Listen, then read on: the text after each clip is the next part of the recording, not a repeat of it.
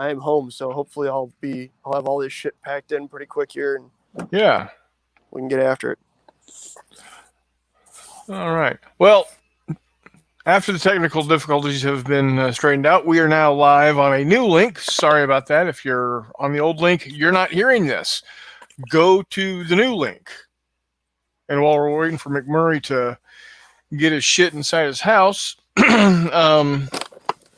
is the UnRamble. I am NotJay from Rocky's War Room. The guy there in the with the black screen and the little non-informative round icon is McMurray. I'll be on later. Hold on. You guys will get to watch some hobby stuff tonight. All right. McMurray just needs to get inside of his house. That's okay. Like I said, I'm gonna do some show and tell. I had commented that I had done Anglo-Saxons painting up using the block method. You know, just block paint and that guy didn't have a head anymore.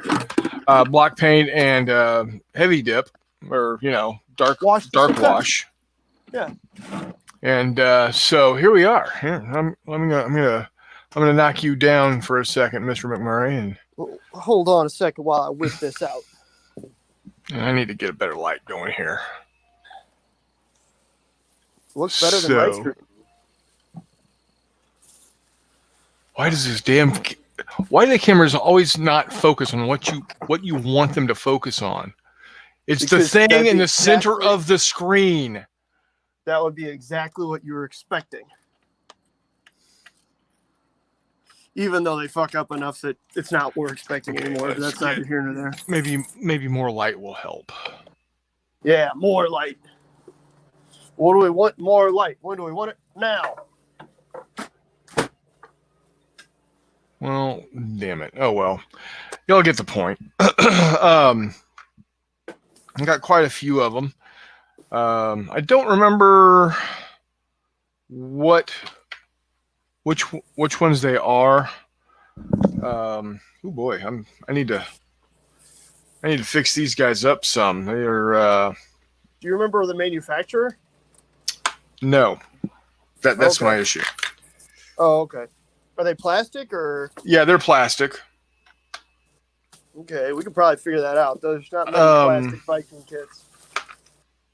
Well, they're Anglo-Saxons. Well, that's fair. So,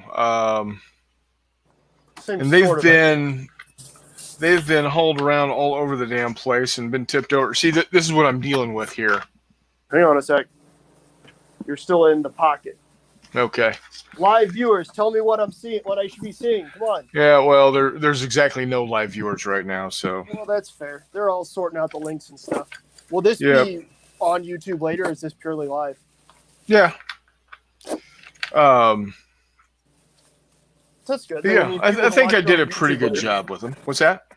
I said then people can watch it on the YouTube later. That'll be good. Yeah. Also in this box are my 15 millimeter. You know what I forgot at Walmart, NotJay? What? What did I run out of yesterday? The one thing I needed to go get today. Spray paint? No. The worst thing in the world to run out of. Toilet paper? Yup. Forgot to grab it at Walmart. Damn it. That kind of sucks a dog.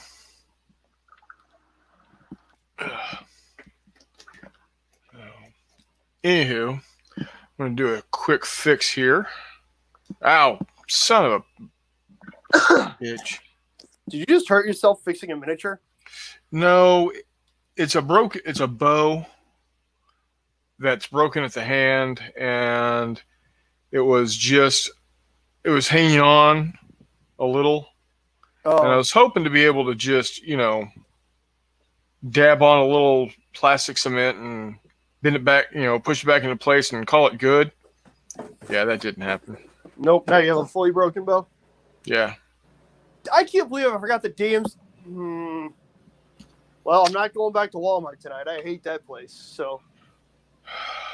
Fair. Looks like it's time. It's Operation Hold It In, folks. Yep. join McMurray on his fantastic quest to not poop for the next 12 or so hours.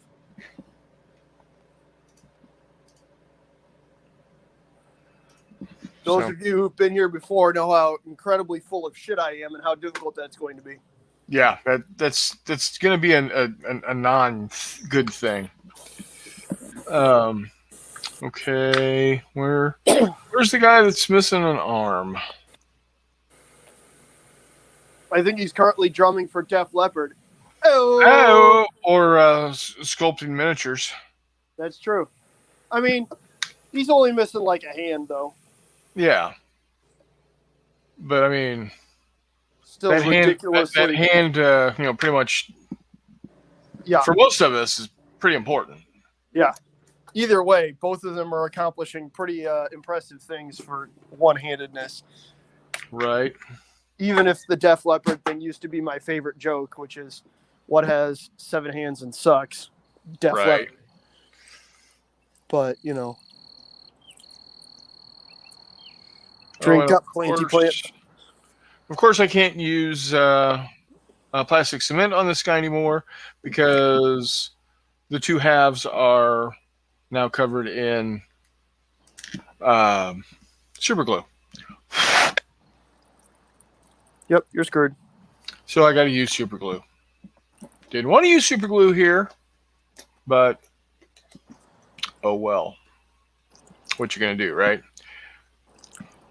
Especially when I can't find my damn super glue. Bad boys. There it is. What you gonna do? What you gonna do? What you gonna do when they come for you, bad boys, bad boys? Oh, cool. Gentlemen. Welcome to the UnRamble. It's Gentlemen. I've been rearranging my room this evening. Ah, okay. Are you rearranging your room or swapping the rooms? No, I don't have the muscle by myself to do the swap. I'm gonna have to have some help. Well, not with that. Girls upstairs. Yeah. They that's where I was going to dinner tonight, but they were out shopping and said it was going to be late, and I'm old, so I have to eat at like 4:30 in the afternoon. Nice. No, I'm about 6 o'clock. I said, you know what? Plus being a diabetic, Yeah. So I said, look, I'm gonna go ahead and eat. Hey, do I sound okay? Yeah, you sound great. Okay, I mean, no better than usual, but because right now I got you all on a monitor speakers, not regular speakers, so y'all sound like you're talking to a wind tunnel. But I can hear you. There we go. We got the herbs all watered. That's a good thing. Come on, you mother ugly humping. Dude, my parsley's going fucking gangbusters, buddy. Is that what they're calling it these days? Yeah.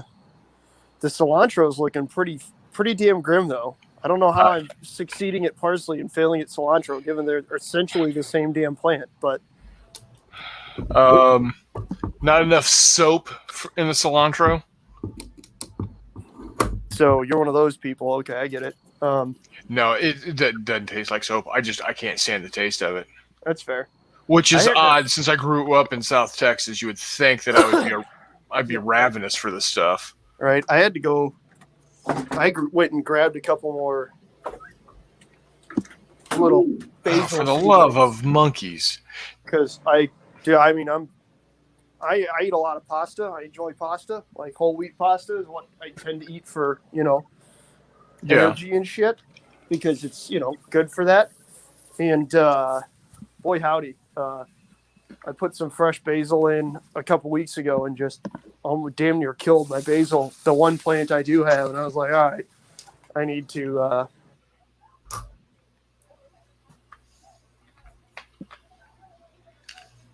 let me get right back to you guys. All right. So, Jeff. Yes, sir. Pulled out my Saxons. Did you now? And this is to show you how just block painting and dark wash will do you good. I watched a few videos today, actually. See?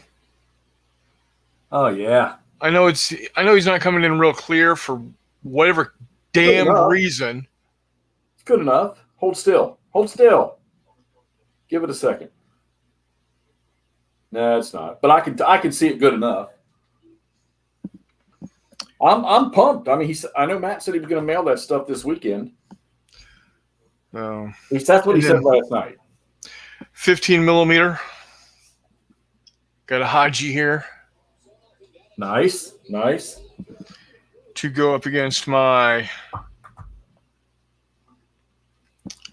15 millimeter U.S. infantry. Oh yeah. Wait a minute, where'd you get that? These are Rebel minis. The American infantry are Rebel minis. Right. These guys here for ambush alley games. Okay. They're the ones that created Force on Force, Right. which is my favorite modern. I hate to use the term skirmish level because you're not. You're activating by fire team, Right. and not by individual model. I'm very particular in the sense that if you're not activating by individual model, it's not a skirmish game. Gotcha. But I'm a bit of a pedantic in that sense. Well, I tell you, I'm going to be taking down Kiev to Rostov tonight. Oh, you are? Yeah, I got to. I need to get some other stuff on the table. And this is going to I'm going to cry the whole time I'm disassembling it. But So, gotta be what's the deal? I mean, what's the deal with Rostov 41? I mean, is it just take forever to play? Oh, bastard. Well, no, that Todd was playing that one. Yeah. I'm playing East Front Series Kiev to Rostov monster game. Oh, okay. And I am halfway through the game. I'm at turn 44, and there's 85 turns. Good Lord.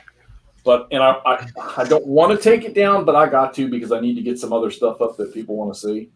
I've been talking to you guys for the last 3 or 4 minutes, not realizing that you guys couldn't hear me. What? What'd you say, I've been Jeff? talking to you guys for 3 or 4 minutes without. Yeah, shut up. I made the comment that I would call Force on Force big skirmish. Yeah. Kind of I don't know.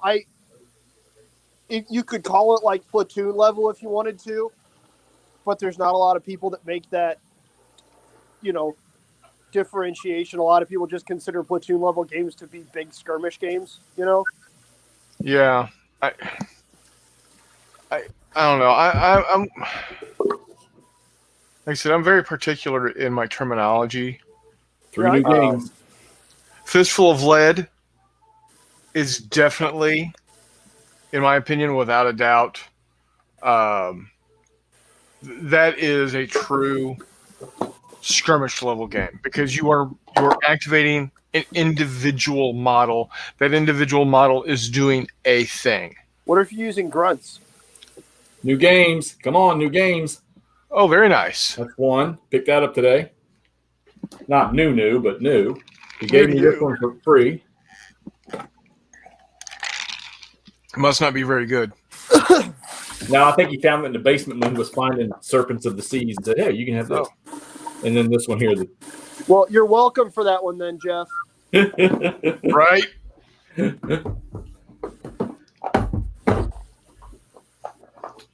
But I think with these Saxons, the other thing about them is they definitely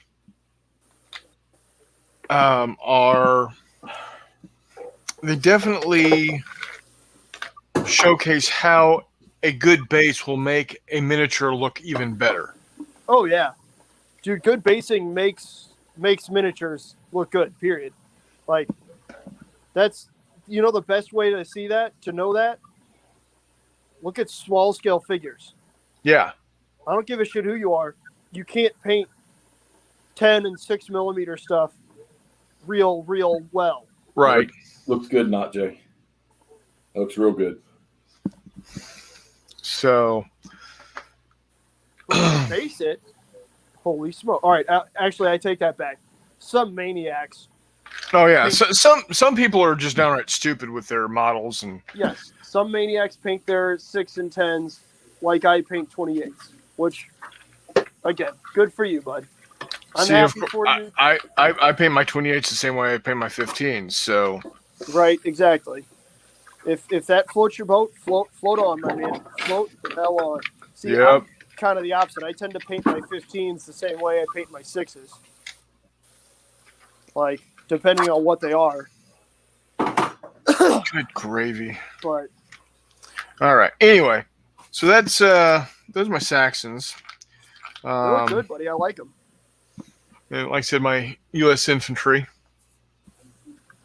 Now, one thing you'll note with my U.S. infantry. They're all Texas National Guard? No, they're actually Illinois National Guard. This is it's Jay? This is if my brother was not in a Humvee. But this is if Jay's time in Iraq sucked even more. Yeah. But I don't know if you can tell. What's up, PB?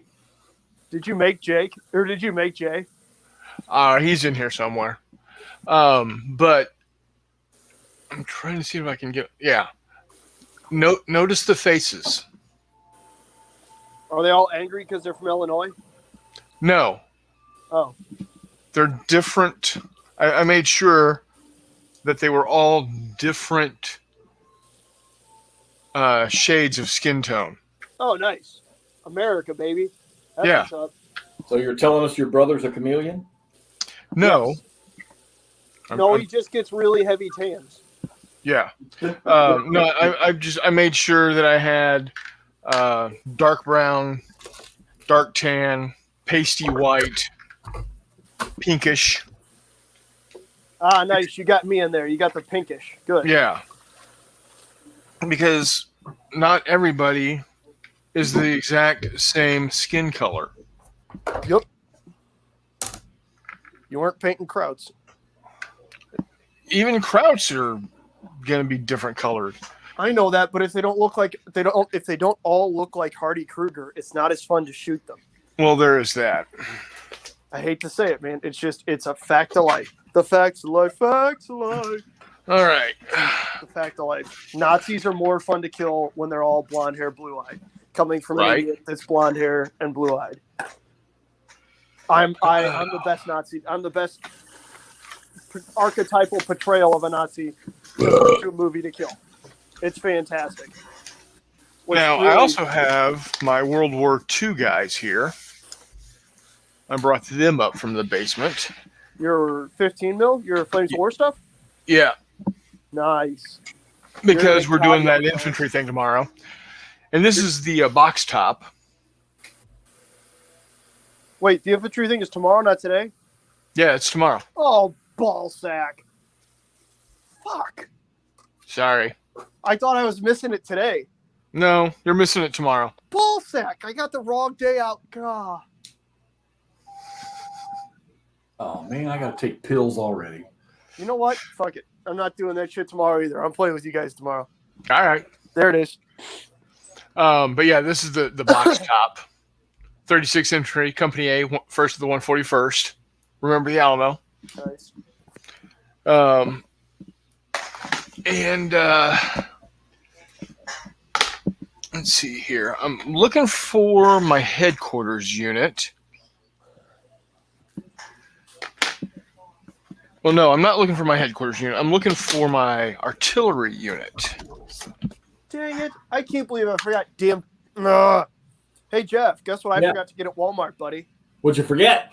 What did I need yesterday that I ran out of? That's fairly disastrous to run out of. Oh, Jesus Christ. I remember you saying it, too. Yep.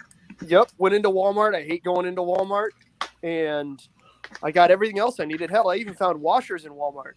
Oh, yeah. Forgot the toilet paper. Oh, dude. Bump, duh. Yep.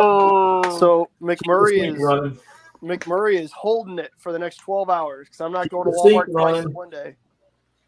No way.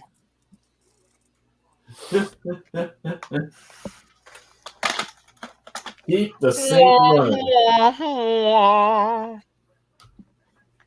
Yeah. Now, this is going to God take damn it. 2 hours to take this apart. I think I'm going to be doing some basing tonight Yikes. on my 15 millimeter dudes. I think Hot Toddy and I might actually have a deal going where. Oh, here we go. This is what I wanted to show you. Show me, Daddy. So Awkward, sorry. this is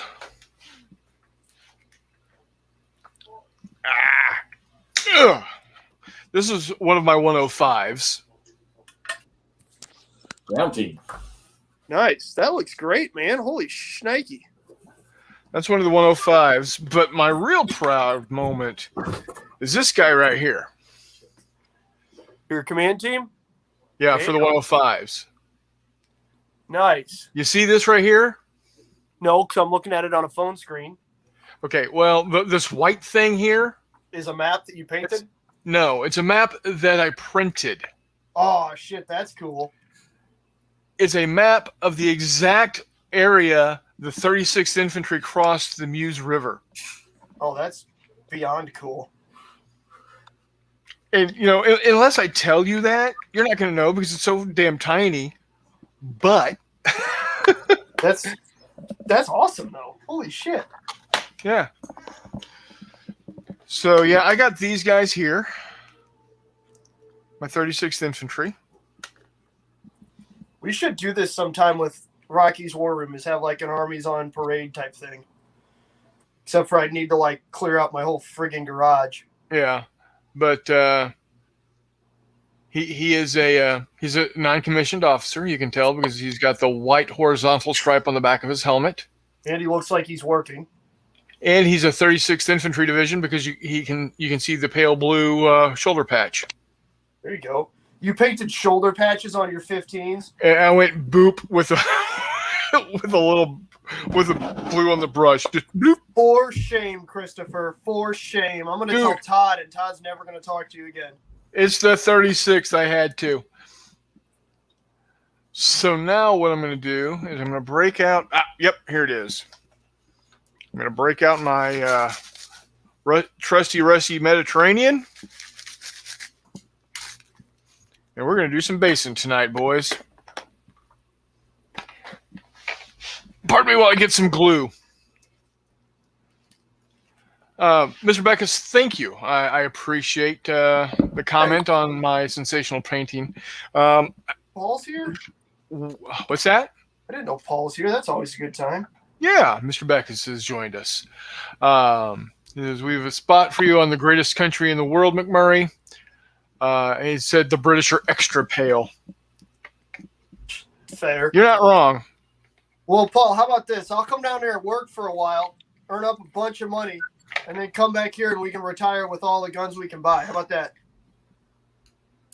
Since you get paid infinitely better than I do, apparently.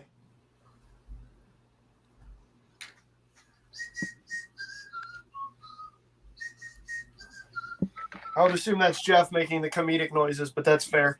I'm whistling as I take apart this game to keep from shedding tears. Don't cry, buddy. Don't cry, buddy.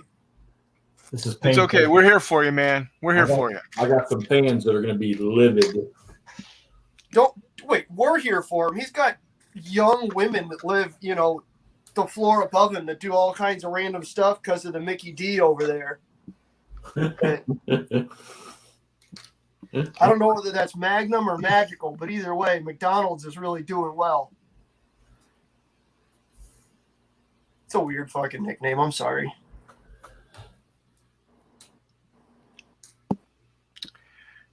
All right. Yeah, well, Either way, damn. Good for you, bud.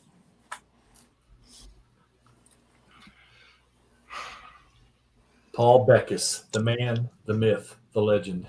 He says meet you halfway in Hawaii. Been there. Dude, Paul, as much as I love the idea of meeting you somewhere, I feel like it'd be cheaper for you to just fly to the mainland U.S. or me to fly somewhere else. Also, then we wouldn't have to eat pineapple and Spam. Hey, what's wrong with pineapple and Spam? I mean, thanks to the Halstead Act, it's really expensive. I don't know. or what is it? The Halford Act? I don't remember, but yeah. That everything's got to come through a mainland U.S. port that makes everything on Hawaii obnoxiously expensive. Yeah. But yeah. Because God forbid the 2 million people that live on 4 islands import their crap from somewhere else. Well, and 90% of them are Japanese. Well, such is life.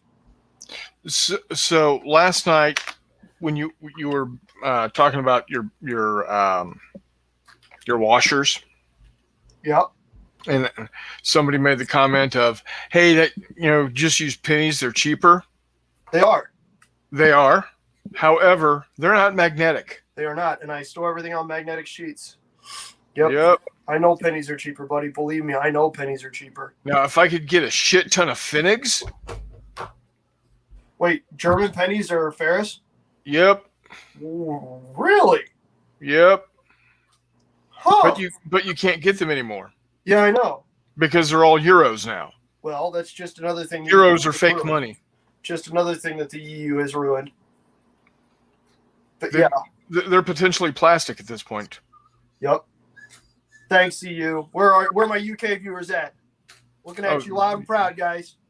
Hey, UK's not EU anymore. Remember Brexit? That's what I'm saying. I'm proud of them. They got out all the stuff that the EU ruined. Good for you guys. Good for the UK. Congratulations, guys. I said it. I'm never saying it again. Write it down. Do whatever you got to do. Take a screenshot. There it is. Ian Bell. It's never happening again.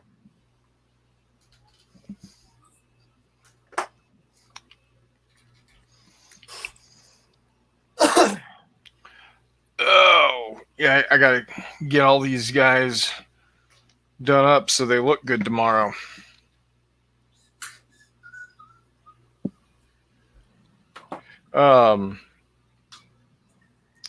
So you're tearing stuff down. So I could put more stuff up. Right. So, okay. Murray is making chicken. All right. Yummy, yum, yum. So making it with a chicken or? Yes. Take it as you will. What? So you are taking down a game that has 85 turns. Yes. A game that NotJay and I quite possibly would have suicided about halfway through. And I'm going to get yelled at and cussed at and everything else in between. Yep. Who's going to yell at you? Oh, all the people that are enjoying watching me play this damn monster. People don't. Except for they're on YouTube. All they can do is comment in all caps, and that just means they're extra enthusiastic. So I think you're set. Right. But how long does it take you to complete a turn in that game? I'm not asking what the turn length is. Right, I got you. If I sit here and I don't have any distractions, probably the better part of an hour. And there's 85 turns. Yeah, they can officially blow you for 2 weeks worth of work. They're gonna yell at you. It's gonna look like I'm laughing. I'm not. He wanted to see you finish it. Well, I wanted to see me finish it too. Jumping Jehoshaphat's. That is some serious crazy talk. Playing games and sex with Jeff were kind of like communist revolutions. Not everybody gets to finish and see the end. Right? I got mine. Hey, man, there you go. Some people say sex is a race. It may be, but it's a sprint, not a marathon. You got to finish first and win, baby. Anyways, so NotJay, how are you doing in the world of not listening to McMurray spout ignorant stuff? Doing pretty good. I got my smoker fixed. There you go. So you're back to nonstop Grateful Dead and all that stuff now? Wrong type of smoker. Oh, okay. There you go. I figured you were all of a sudden having to buy 3 or 4 bags of Cool Ranch Doritos a week. No, smoker. Your Texas smoker. Yeah, not my Illinois smoker, because it's legal in Illinois. It is. I'm a vapor, not a smoker. There you Mr. go. Beckus, what's the big game tomorrow? My brother and I are putting together infantry rules for what a tanker. Yes, we know that there were special, rules done up in one of the specials a year or so ago, right after What a Tinker came out. But being the way we are, we decided, you know what, we're going to do it our own damn selves, the way we want to do it. Yeah, these are the Arnold boys. So tomorrow we are going to get about 2, maybe 3 platoons aside of infantry and just see if it works out. Oh, are you not going to play with tanks at all in that game? To start off, probably not. Oh wow, okay. Just for the simple fact we want to see how the infantry seems to work out. Makes sense. Are you guys going to basically count it as they automatically, what do you call it? Acquire? Yes. So they will acquire. They're always going to be considered open topped, obviously. Yeah. But they are going to, if they get 1 free acquire for small vehicles. Okay. 2 free acquire for medium vehicles, and 3 free acquire for large vehicles. Okay, that makes sense. Yeah. They still have to roll for an acquire against other infantry. Yeah, that makes sense. I just mean it should be stupid easy for them to see a tank. Oh yeah. Oh, it's going to be just egregiously easy. Yeah, that's cool. So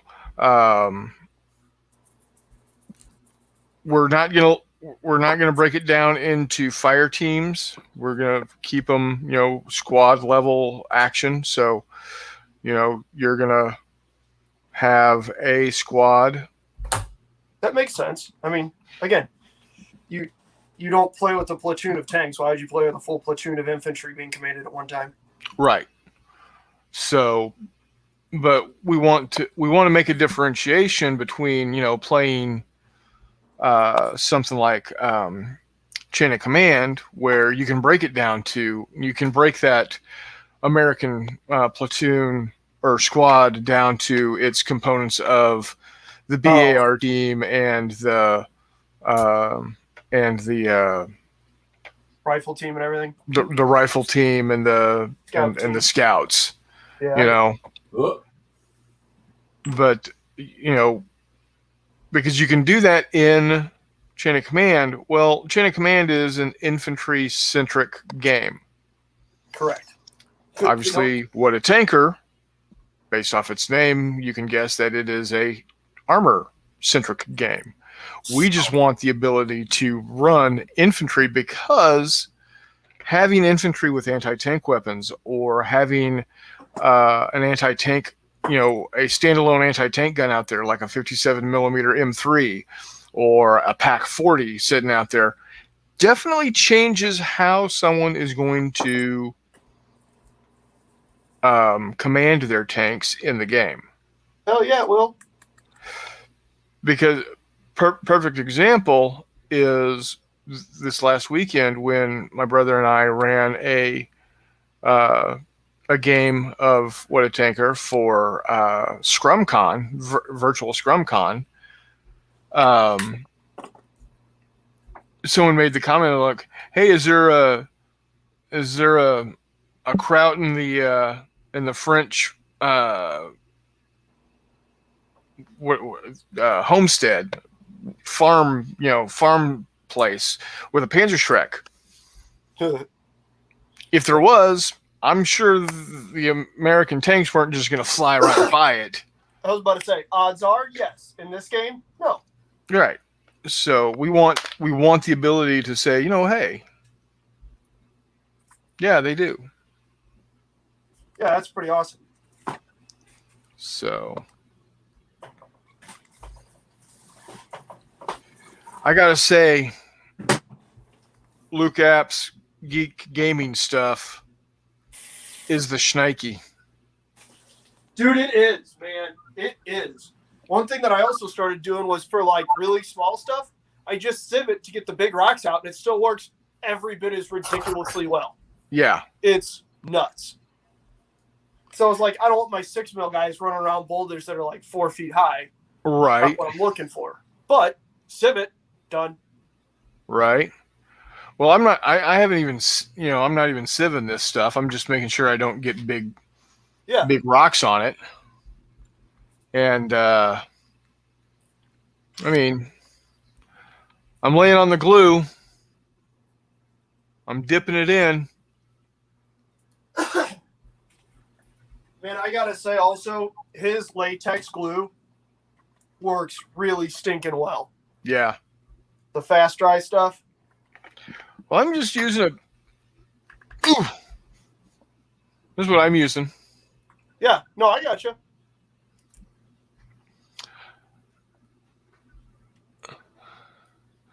Paul Beckson says, "What a tanker may be a good base mechanic to play with the Cruel Seas PT boats."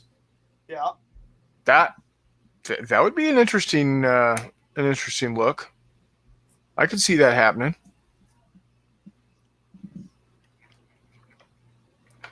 Paul's wicked smart. Yeah, he is. Well, you know. How do you like them apples? You like apples? How do you like them apples? I got a number.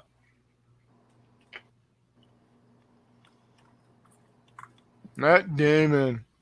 Yeah, no shit, right?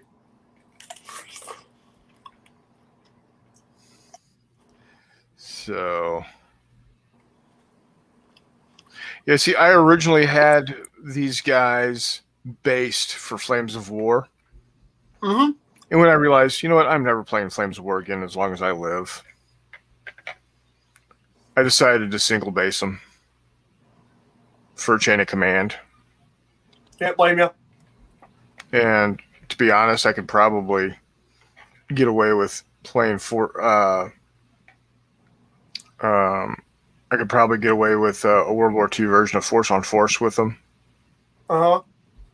And Fistful of Lead, of course. I'm about to say, in what is it, Black Ops or whatever, there are some World War II scenarios for Force on Force. Yeah, I wrote that one. Okay, there you go. Guns of the Navarone. There you go. Is what I based the game off of. It's actually got a solo component in it. Yeah, there's a number of them that do. It's kind of cool. Like I know in Bush Wars, there's a couple that are cooperative as well. Yeah. Oof. That was pretty slick. Time to get more glue. Oof. He says, I've decided to get back into Blitzkrieg Commander. Oh, geez, you've been hanging out with Todd too much. Yeah, you have. I don't know. I've played Cold War Commander, and I have Cold War Commander. I don't know. I've been having difficulty finding a good Cold War Gone Hot game that really suits my, what I want from a game. And in the very near future, I'm going to, and I'm going to show them to y'all here in just a second. But I'm going to grab my 6 mil U.S. armor and my Warpack armor that are painted up to be Czechoslovakian, and see how World at War 85 works as a miniatures game, since it does have a miniatures conversion component to it. So we'll see how that goes. I might even live stream that when it happens. That's pretty good. Yeah, I didn't know they had a miniatures component to World at War. Yeah. It was the very last stretch goal. Huh. So Neato. they've got cards for every single one of the vehicle types. And what they've done at the bottom is they'll tell you like what the range in hexes are, and then how that breaks out in 6 mil, 15 mil, and 28 mil. Huh. That's pretty neato. Of course, why anybody would want to play a platoon level game in 28 mil is beyond me. I mean, you're going to be out on a damn tennis court. I've seen pretty good urban games in 28. But not for armor. Oh no, that's just dumb. I didn't realize World at War was mainly armor. Yeah, World War 85 is. I mean, it's got infantry in it. And they are pretty potent if they are hidden well. As they should be. So they got that going for them, which is nice. But yeah, it's all about the armor in that game, as it should be, being Cold War gone hot. Yep. So is that another one that's? Oops, sorry. So that's going to be one that if it works out well, I will probably start just playing that as my Cold War gone hot game. I was about to say, is that specific? Is that like Fulda Gap centric, or is that? So they're going to have several different several different volumes. Volume 1 is Fulda Gap. That makes sense. That's kind of the stereotypical. Right. With U.S. infantry or U.S. Army, West German Army, Soviets, East Germans, and Czechs. Okay, that's pretty cool. The next volume that they're about to go to Kickstarter with is actually going to be Volume 2 and Volume 3. Volume 2 is the Brits, the BAOR. For those of y'all not in the know, that's British Army on the Rhine or of the Rhine. And if I'm not mistaken, that was considered NORTAG, North Ag or whatever, yeah. Yeah, North Ag, North Army Group. Yeah. Correct me if I'm wrong there, Jeff.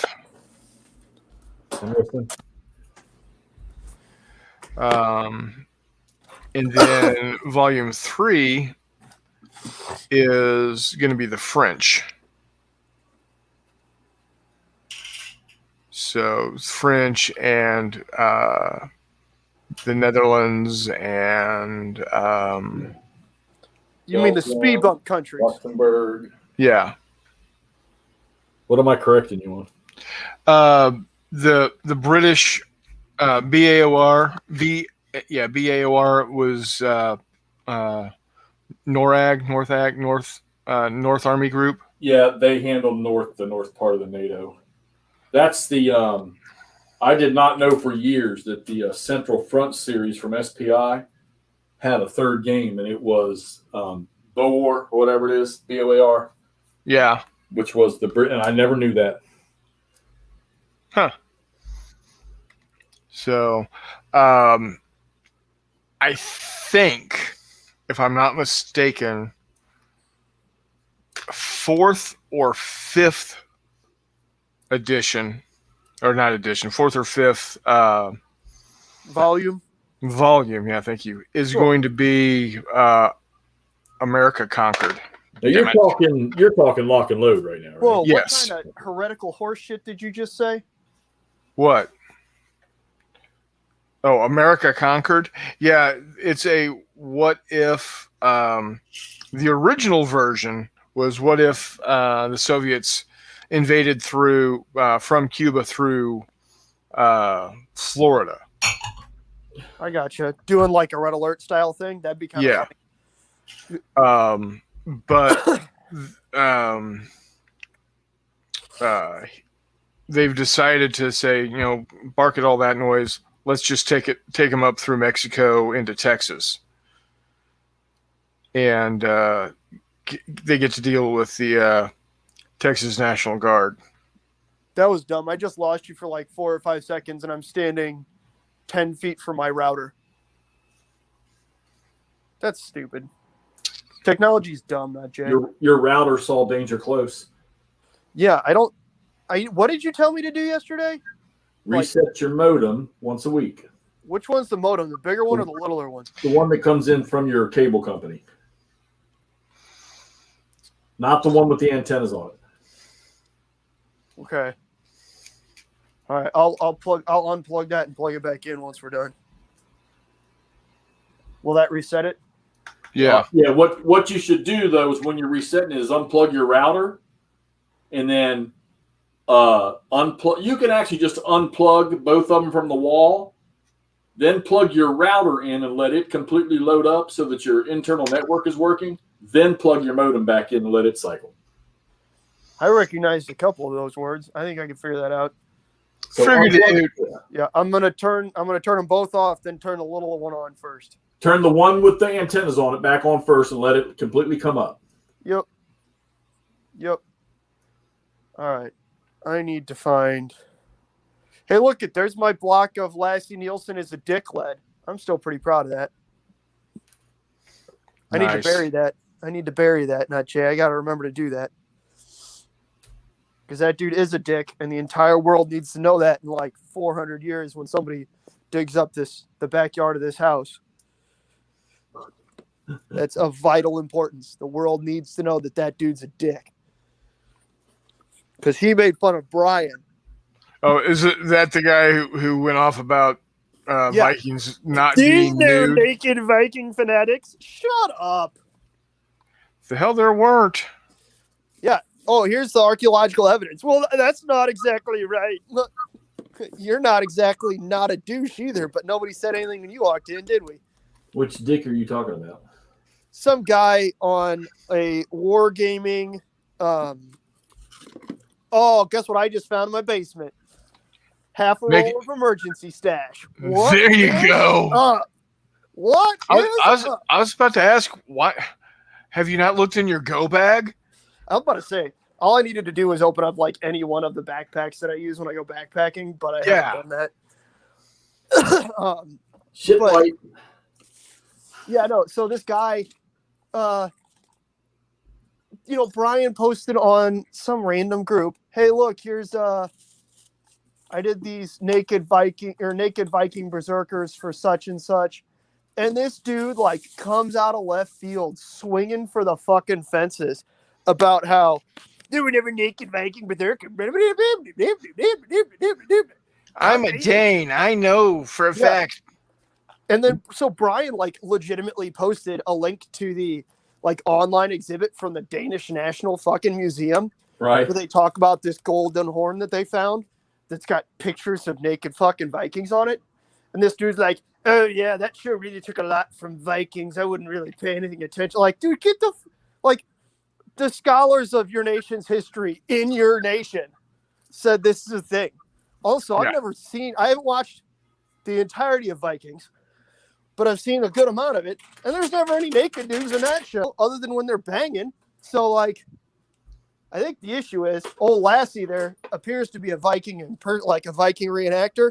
Right. And is certainly not anyone that anyone in their right mind would want to see butt naked. And so I think that's part of the issue. Right. Is that poor Lassie wants to be running around butt naked at Viking reenactments. And everybody's like, oh, Jesus, dude, come on. Figure it out. Yeah, it's like, can we not? Yeah, but can we not? There's always those people around. That guy's just a dick. Again, that's why on most of these YouTube videos, we always, what's the pre-comment, NotJay? If everybody's having fun, no need to be a poopy pants. As long as everybody's having fun, there's no need to be a poopy pants, Joe. And boy, howdy, do some people feel the obsessive need to be poopy pantses, though. Yeah, it's like And so I haven't run into this yet because I'm, so far the people that have commented or have subscribed to my channel, all 21 of you, thank you very much. It still bugs me that my nephew has more subscribers than I do. Whatever, man. Anyway, I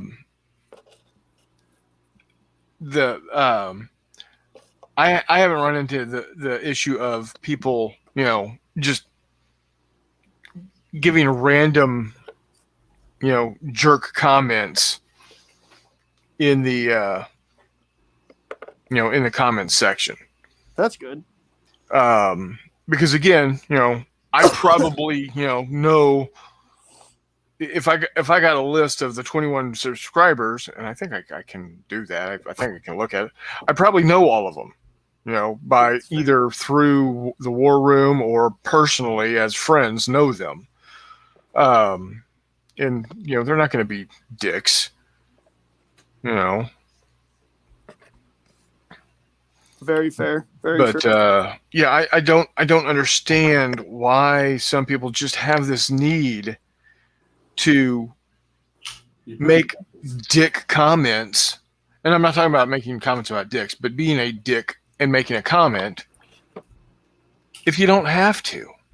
If you don't like what you're seeing, if you don't agree with what is being said or being positioned or what have you, there's no need for you to be a complete ass hammer. Yeah, just turn on a different video. Yeah, that or this isn't rocket appliances, folks. What's that? This isn't rocket appliances. Just turn on a different video. Yeah, now if you have something constructive to say in an opposing view, then by all means do that. I'm going to say Ian Bell in my troll war was a great example of that. I'd talk smack on the Royal Navy and then he'd respond. That was great. Right. But don't come in like and be a complete asshat about things. If you have an opposing view, great. More power to you. If you have a well thought out argument and you can bring something to light that, I might learn something and would even, consider, being able to change my mind, I'll do it. But if you're going to come in, and be an asshat about things, and then not only be an asshat, but when, evidence to the contrary to your worldview is positioned, and you're just coming in with being a dick, GTFO. Yeah, when people fly in like full-blown turbo douche, it's always just one of those, like, what's the point? Why are you... What happened to you as a puppy that made you the way you are? Yeah, did your mom not hug you enough? Did your dad beat you too much? What? Did somebody kick your kitten? I'll hug you, buddy. When Warmutt inevitably gets on here and is 6 shades angry about something, probably he ran out of ice cream or tacos or whatever he's eating tonight. Oh, he's eating Italian food tonight. I'll hug you, buddy. Oh, Jesus, really? Yeah. That's Carrabba's. Well, he's getting some semi-divine experiences there. I hear Italian food is what the Romans made Jesus eat. Right. You not a fan of spaghetti? No, I like spaghetti. Like I said, I eat pasta all the damn time. Yeah, you sit there on fucking stream the other night eating freaking spaghetti. I did. You're right. Bastard. Didn't share. You could have one of your girlfriends make you spaghetti. Oh, dude, I should take my camera out to my freezer and let you see everything she packed in there. Yeah, you took a picture of it yesterday and sent it to the chat, you dick. Then I came home and opened up my cabinets and my refrigerator, and then I had to have sex. I was alone, but still. I mean, that's okay. Hey, not all of us are happily married. Your camera is like I'm happily divorced. Your wiener is kind of like Matt's really expensive camera. Nobody touches it but him. Nice. I can't believe I found a half a reserve roll. What a day. What a day, boys. Yeah, you're going to be able to squeeze one off once we're done tonight. Oh, yeah, I'm pinching lows tonight, buddy. You're probably doing it right now. What are you talking about? Nope. Just packed up all the actually, I not only painted or primed 15 stuff, but I also primed a bunch of 2mm terrain that I think I'm going to paint up real quick. Which will be nice, because then I'm getting real close to being able to play like a big, like an actual large scenario, possibly. I'm going to ask you a dumb question that might seem insensitive. A duck question? A dumb question. Oh, yeah, okay. That might seem insensitive. Go for it. Believe me, it's not. It's All right. because I want to do something. Should I just go ahead and order my own paint set? No, it'll because if he's stressed out, I don't want to put no more on him. Give it a week. He's not the best at getting stuff to the post office. Give it a week. If it hasn't got to the post office, then yeah, getting like a little thing probably isn't a terrible idea. I wouldn't go out and buy a bunch of stuff, but a basic paint set that's got colors you're going to need duplicates of anyways, it's probably a safe bet. You know what I mean? Yep. Just y'all got the itch. Y'all put the itch in me, and when you do that to me, I have to act on it. I know how that goes. But yeah, and again, I'm right there with you. Matt's got a lot going on, so. But yeah, I mean, after do you guys have like a local gaming store there or a local hobby shop? Yeah, and I don't like these fuckers. They're too goddamn expensive. Oh, okay. Then, I mean, honestly, do you have a Hobby Lobby? Yeah, we do, but I don't. And we got a new one actually. I haven't even been in there yet. I was about to say, you can go to Hobby Lobby, or you can get just the basic Army Painter basic paint set. You can get it on Prime and have it in 2 days. Yeah. And again, that's one of those paint sets that you're going to have a couple duplicates, especially with receiving an Army Painter set from that. But they're mostly paints you're going to need doubles of anyways. Like right, black. because you're going to run through them fast. Yeah, black and white. I'm not going to paint nearly as much as you guys. That's fair, but if you're using it wet, I mean, it's not a huge deal. Not only that, but it's like $20 or something, or $25 most of the time to find that. Right. Or you can always go to, like NotJay said, like Hobby Lobby or something. So Miss Rebecca says, chain of command is fair game for comments. Yeah, agreed. He hand makes his own spaghetti. Just get your what the fuck? Yeah, okay. I'm not going to make fun of you for that, but none of this teleportation point bullshit with chain of command. All right, Paul, can we make that an even thing? Or is it going to be fair game on you hand making your own spaghetti? Rub it in, Paul. Rub it in. Rub it in is, I guess, better than rub it off. So, you know. To quote Captain John Parker. What does know about spaghetti anyhow? To quote John Parker, I don't mean to start a war, but if he mean, or I don't want to fight, but if he means to start a war, let it begin here. Bring it, Paulie. Bring it, Paulie B. He also says, just steal the work toilet paper from the station. There's a problem with taking toilet paper from work in the United States. By and large, the toilet paper you get from work is going to be John Wayne toilet paper. Dude. It's rough, it's tough, and doesn't take shit off nobody. Dude, when I was at Westminster, we used to always go up because the little dispensers, you know, they have their own keys. We used to go up. We made a key for it out of a fork, and we used to go up to the like professor office building and take all the toilet paper out of the upper story, like out of those bathrooms. Specifically, the cushion. Professors, yeah, specifically so the professors would get in there and not be able to dump or get caught without it. Yeah.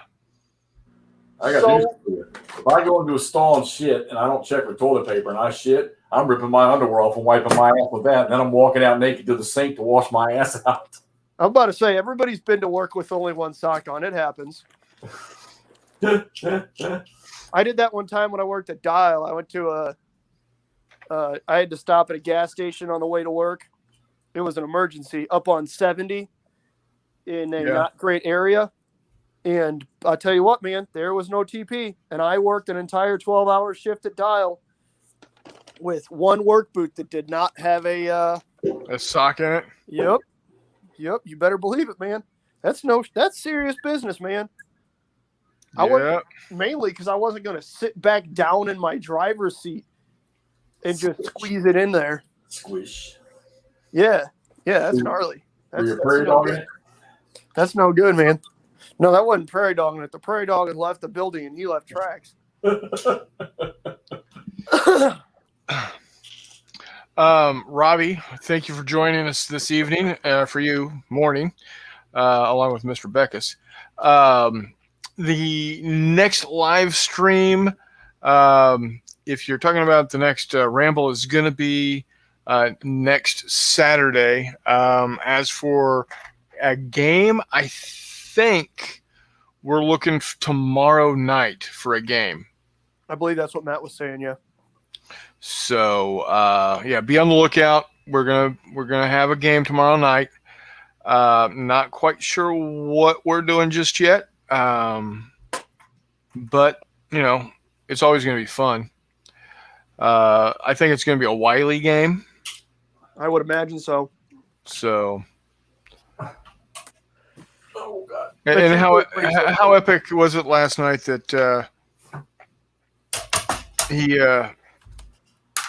decided that he just had to go and cranks off a whiz live on the air. Dude, I pushed one out earlier and you guys didn't even notice it because I'm smart about it. Oh no, he got up, he left. All of a sudden, it sounded like a 2-twatted cow pissing on a flat rock. Oh no, I was there. I'm just saying, like I pissed earlier. And you guys yeah, Robbie, that'd be Sunday night for us. So like 22 hours from now. So whatever time you're dealing with in Japan, because you're like a day ahead of us. Jesus, Mary and Joseph, somebody's watching us from Japan. Yeah, Robbie, my man. Yeah, Good call. Doing the wholesome thing and watching good American stuff, not weird. Yeah, not weird Japanese shit. Because there's a lot of that out there. There is. There's some good Japanese stuff out there, like real Godzilla. I thought he was fake. I'm pretty sure Godzilla's fake, Chris. No. It's important to me that you know that Godzilla is fake. Yeah, no. What I'm referring to is the Japanese Godzilla, not the crap that the United States puts out. Okay. Good. I had to be sure of that one because that one just seemed dangerous, man. Yeah, no. The United States just puts out, "Hey, look, it's a tall iguana that's pissed." It's fair. Not only that, but he has like nuclear radiation coming out of his butt, doesn't he? Yeah. Yeah, it's weird. And how King Kong just does not get fucking flambéed. Hey, let me in.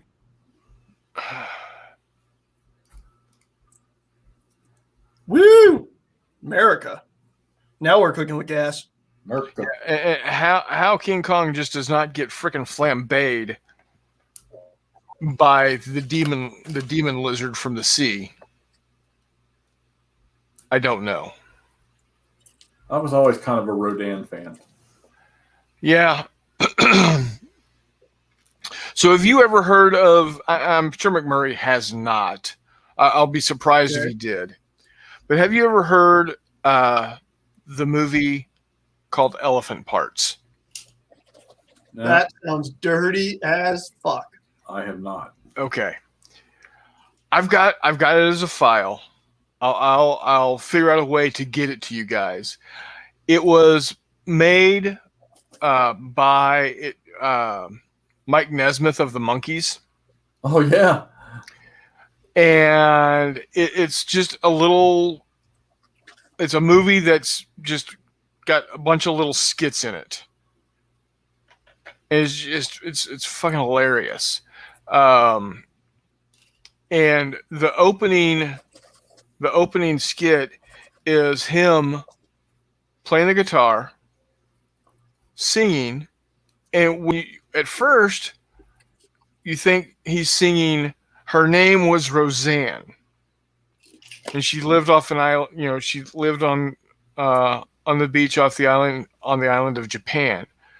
Well, the camera starts to pan down, and you know you see his tie and you see his guitar, and when you get below the guitar, instead of blue jeans, which you would think you would see, you see Godzilla legs.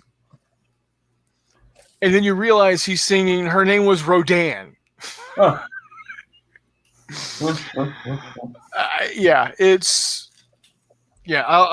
I'll figure out a way to get the video file to you guys so you can watch it. It's not the greatest file because I think it was ripped from an old VHS. But it's good stuff. It's kind of like Kentucky Fried Movie. Have you ever seen that? Yeah, I watched it once, but that's Hell yeah, I have. That was on like comedy Prime don't recently. For Hulu. One of them had it. me and comedies are far and few between. Jerry Lewis was the last real comedian to me. Fair enough. Although I do like the Jewish girl. The Jewish girl. The current. She's There's current. only one of them, so that's fair. Yeah, there's only one that I know of. There can be only one. Oh, goddamn, what is her name? She's probably the foremost female, or one of the top 5 female comedians. Sarah Silverman? Yeah, thank you. I want to bang her so bad. Jesus, Mary and Joseph. I want that. I want it. She is attractive. I'm not gonna doll, lie. My next doll is gonna look like her. Nice. What the fuck? My problem. My problem is that she reminds me of my ex-wife. Ah.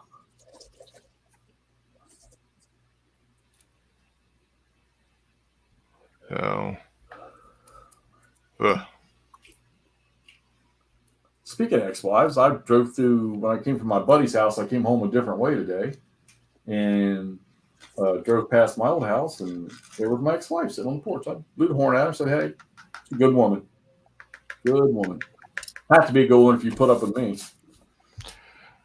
Donna's a friggin' saint.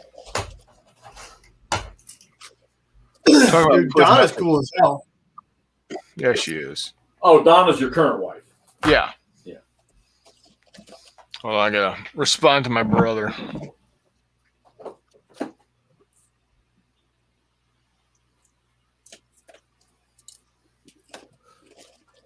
Sorry, I'm not talkative right now. I'm cramming my face full of food.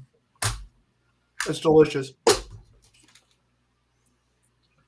Oh, yeah, I passed up on kielbasa and rice tonight if I'd have gone down there to the house. Are you high? Well, I had to eat. I couldn't wait. They were out. They were going to be a little late. Oh, that's fair. I still would have liked to have gone down and kind of hung out, but they know how I am. That's fair. I mean, one of them works for me, and the other one buys my groceries. So There you go. Well,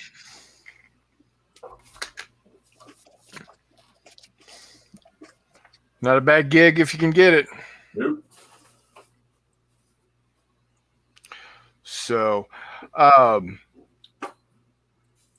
told y'all last night I figured out that these guys were GZG. My Stargate SG1 yeah. stuff was GZG, and they've got the SG1 team for sale.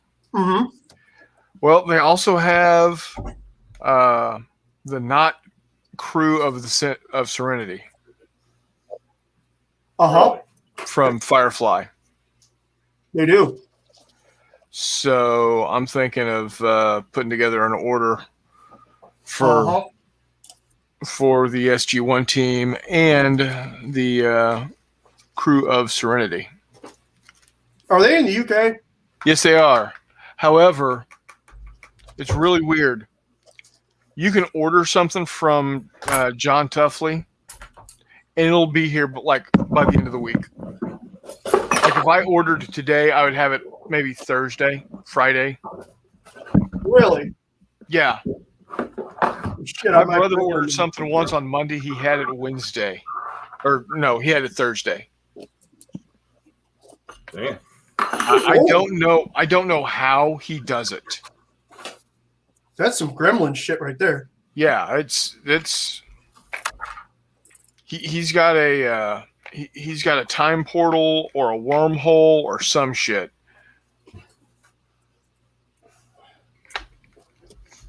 And it doesn't hurt that Mr. Tuffley's just a cool ass guy. Well, it sounds like I'm ordering from Great Escape Games, huh? So, you know, the other thing that I like about it is his games that haven't actually been in production in probably, well, at least 15 years, I would say, if not longer, still have a huge following, and you can download the PDFs for free off of the website. Oh, really? Yeah, Star Grunt, Dirt Side, and Full Thrust. Well, that certainly makes him a good company to order from. Yep. And talking about, you know, imperatives or whatever, you know, what's important. Yep. They're fully fleshed out games. Yeah, buddy. To the point where people have taken it upon themselves for Full Thrust to expand upon it. Eureka, Becca says Eureka Miniatures used to have awesome Stargate figures until they got a cease and desist from whatever movie company that owns the rights. Yeah, I saw those. I would have loved to get a hold of them. I've got in 28 millimeter. I've got the SG-1 team. You know, I've got O'Neill and Carter and Jackson and Tilt. Teal'c and Jackson. And Teal'c's carrying his staff. Nice. Making yourself a drink there, NotJay? What's that? I said, making yourself a drink? A drink of Elmer's glue. Yeah, after, buddy. You did it in grade school. You can do it again, bud. Yep. Used to eat that shit when I was in kindergarten. Not surprising, bud. Paste liquor. Go ahead and chalk that up as the least surprising thing I've heard Jeff say in a while. Right? Yeah, I hear it tastes good. I mean, the first time around. Holy shit. I popped a bag of popcorn and I have 0 unpopped kernels. There you go. Some of them aren't very popped. Buy a lottery ticket. I'm pretty pumped. I'm going to go wash my hands actually and start painting. You know, everything is edible once. Yep. Any shit can be a minesweeper one time. Yep. I've seen a few that I wouldn't eat. Settle down. Oh, sorry. I'm sorry. You got to be careful when you say these things around a bachelor. Or you know, just a dirty old man. Or a McMurray. I think we've covered all three now. Yeah. Isn't that like the 3 food groups? Right? Oh, man. The glass is clean. Shit's heavy, too. Fucking shit's over an 1/8 inch thick. It's almost a 1/4 inch thick. What's that? This plexiglass I have on this table. Oh, yeah. I didn't scrimp. I need to get me some plexiglass. My dumbass got into solo wargaming right when everybody's using plexiglass for like Shields. yeah. All of our desks at work in the public offices, they've all got them. So when we get through this and we don't need them anymore, I'll get me. Not that I need any. Jackpot. Jackpot for Jeffy. Check this out. This is some interesting stuff for you, Jeff, and 2 mil. You've got What a is it? stand that's a bunch of cows on a thing, Cow. and that's a stand. Yep, and that's a stand. That's a bunch of pigs. Shitload of pigs. I've seen guys paint this one up as flocks of sheep. Little pig, let me in. What up by the hair, your chinny chin chin? All right, here we go. What should we paint first, boys? 15 mil or 2 mil? What's your 2 mil? Scenery for the most part, although there's a couple gun emplacements, some biplanes, a couple armored cars. What era?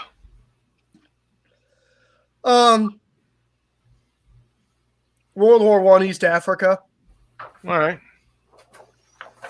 And what's your 15 mil? I've got dinosaurs. And then a small amount of World War I, East Africa. So some German Stosstrooping looking guys right here. Over here, there's a couple British dudes and a bunch of colonial looking guys. What shit you were basing like you were gluing down on washers last night? I haven't primed it yet. And then I've got some We're not doing fucking Napoleonics tonight. Excuse me. Fair, that's fair. So 2 or 15. What do you think? You know what? Do those 15 millimeter dinosaurs. All right, where pterodactyls dare it is.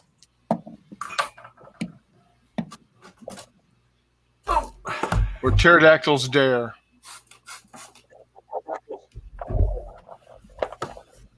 Yep, from irregular games, or irregular miniatures, which unfortunately is not guys flying pterodactyls like I was hoping, but that's okay. Ian's still awesome. Could be worse. It could. So, Jeff, do you draw on your I do. draw on your I do. plexiglass? I do. That's cool. Not as much as Todd does, but Yeah. ouch. Have you ever done a Kriegspiel? Be specific. I can't get more specific than that. Well, The reprinted Reichswitz Press Kriegspiel. so yeah, but see, you're talking to a guy that was married to a German and speaks German, and Kriegspiel to me means war game, war play. Yeah. Yep. That's literally the name of the game. It is the first war game Right. designed by the Prussian general, whatever the hell his name was. Yeah, I know what you're talking about. Von whatever Reichwitz. the hell. Yeah, him. Von Reichwitz. Von whatever the hell. Manfred von whatever the hell. Reichwitz. I hate you guys. Reichwitz. Long time ago, and don't even know if I can remember what it was all about. All right. Well, I'm hoping that in the not too distant future, I can get my brother to run a Kriegspiel for us. God damn right. Jeff, you better show up. That's such a ridiculously cool experience. Because if we do it in where he's been doing it his own most recently, Right. it will be Civil War era, red versus blue. Oh. You know, now that you've mentioned this, you all were chit-chatting about Team Yankee and shit. Yeah. So when I was down at my buddy's house today, I always go down to his basement to shop, see if there's anything I want. And I'm telling you, Is this the one that buys 3 of every copy? gets GMT sends him 3 of everything, Oh, just and he buys some stuff from other, and he Yeah. puts it downstairs until it goes out of print. so GMT just says, "Hey, we've just made a new game. Here's 3 copies." Yeah, he's got a contract with him, like a dealer. Oh, okay. From a former business he had. But I was down in the basement today looking through the games. That's where I picked up 2 of those games. And he had, I'm going to say, no less than 12 boxes of Team Yankee. Wow. And I think some of them are different versions. Yeah, they're into like a second edition of it. So, Well, there's also starter boxes of American, starter boxes of British, starter boxes of of Soviets, etc. Very true. I should have done a. It's all the same game. I should have done a reboxing of me taking this game down. But again, the problem with Team Yankee, and I said this from the word go. It's way too big a scale. They did it in the wrong scale. They did it in 15 millimeter. Hell, Harold Coyle thinks that it's done in the wrong scale. It's the dude who wrote Team Yankee in it. Yeah, the guy who wrote the actual, book. Yeah. I mean, it is. And I understand that Battlefront wanted to basically test drive a simplified Flames of War. What's up? Now, as a 6 mil game, it's pretty good. What's up, Jay? Yukon, how you doing? It's still too. The scale's still messed up. It needs to be 3. Anytime, anywhere. Yeah, they said alien. You thought they said illegal alien. Mr. Beckers wants to know, are those the new QRF 15 millimeter East African World War I Germans? No, Paul. These are. This is. I think it's. What you're looking at right here, I believe, is the irregular miniatures Where Pterodactyls Dare set. So it's not a big set. These are the Germans, these are the British, and then these are 2 random civilian looking figures that were thrown in with the Brits. But that being said, they're pretty fun. I like them. They're not, as with most Eureka things or irregular things, there's not necessarily a whole lot of variety in the sculpts, but whatever. It's cool. There's stuff. I was hoping for, again, guys flying on the backs of Pterodactyls. But, whatever. Such is life. I will survive. Could be worse. It can always be worse. It could always be raining, guys. We need to keep that in mind. It could always be raining. It can rain all at once at this point. I got the yard mode, so that's fair. And I've got a pop up tent that I can put over my smoker for tomorrow. So that's fair, but rain sucks. So we're not gonna tempt that fate. But yeah, so I mean, it's every damn day at Philmont. Yeah, every damn day at Philmont. 3:30, baby. It's the rainy season. Damn dirty ape. I've been there, man. I've been there for the rainy season, and I've been there for the time right before the rainy season. When every day at 3:30 it looks like it's going to rain, and doesn't. It's real close. When everybody's running for it, and then it doesn't rain. Yep. I've been told that Mr. Coyle is now Ms. Coyle. Haley is the name she goes by now. What?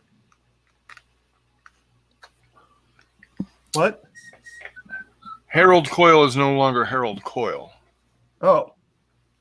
I got no problem. I got no problem with this. Who told you that? Jay. Sweet. Oh. Good for Haley Coyle. Not meaning to be insensitive.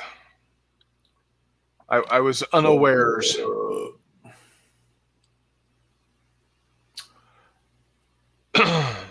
That being said, Team Yankee is still one of my favorite books. Excuse me. So, you got it all torn down, huh? Completely empty now. What you gonna put up? That's the next question. That is the next question. I had a schedule of things that I wanted to do. but I'm not feeling that schedule right now. Schedules are for losers. I have 5 standard combat series or 6 standard combat series games, 7 that I want to play. Which ones? The OCS ones that I want to play. Which SDS games are you looking at, buddy? Paul Bexa says you need to play Gallipoli. Wait a minute, Paul Beckus. Hold on, Paul Beckus. Hold on, Paul Beckus. I'm surprised Paul is encouraging people to play Gallipoli. Paul, are you still pissed off at Winston Churchill about that? I would be. That one, Paul? Churchill's greatest gamble. Oops.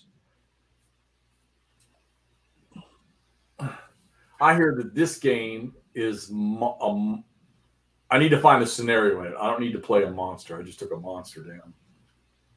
What SCS games were you looking at? Well, okay, so I've got Rostov, I've got Panzer Battles, I've got This Mighty Endeavor, I've got Heights of Courage and Yom Kippur, I've got It Never Snows, I've got Bastogne, and I've got Africa, and actually I've got Design. Which ones were you looking at playing? All of them. All right. Well, I really enjoyed the Christ out of Bastogne. Right. And I've got Bastogne was outstanding. I've got a hard on for It Never Snows. What? Anzac Code Battle. Is that in this box, Paul? Let's see. How you doing, Clarky?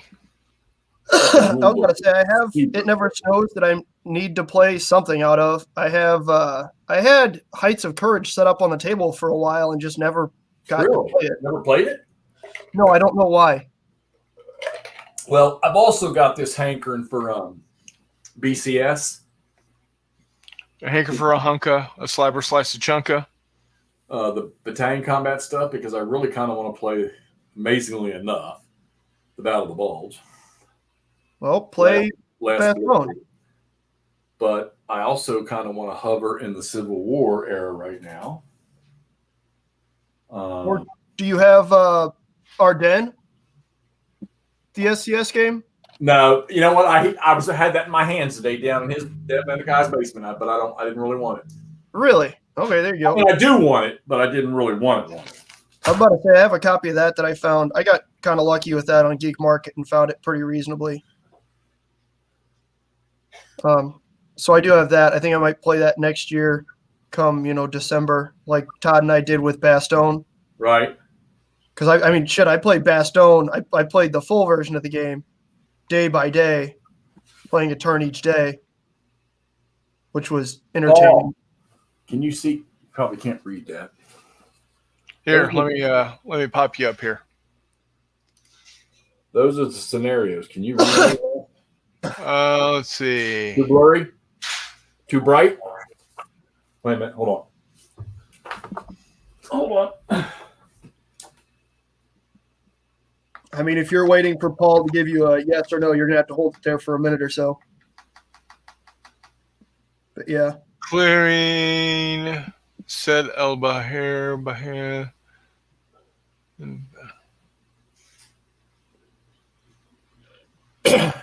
Historical Anzac Ottoman setup.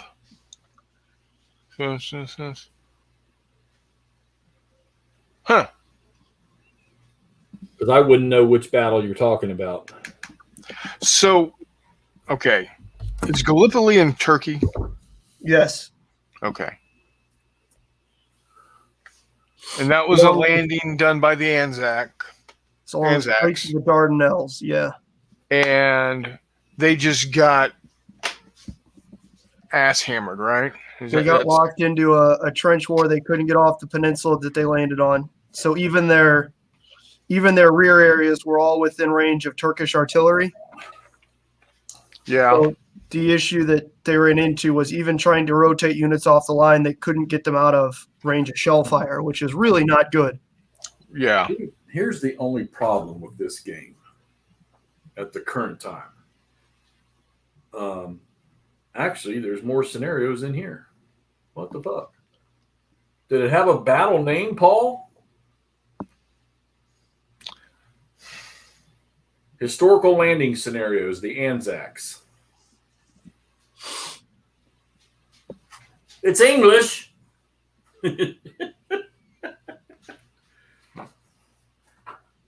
So that's just one book. That must have been an edition there. This one has page 13. Is it a landing scenario?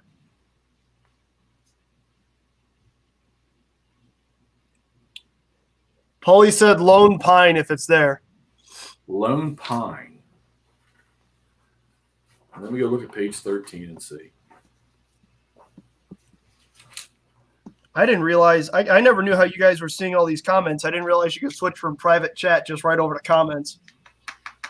Now I feel like an idiot. It's okay.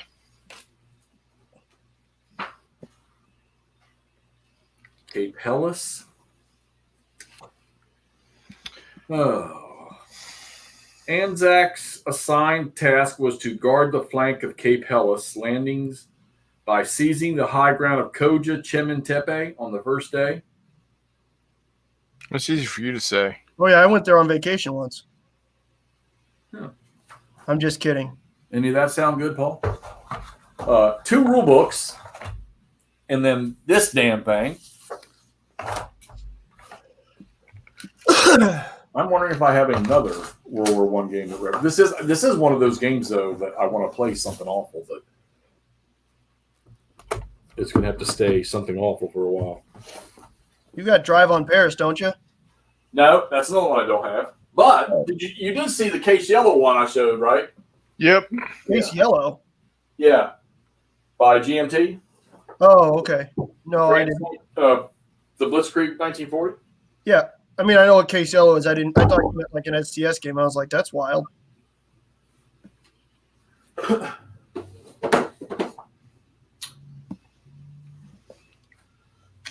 Yeah, I gave him $150 today.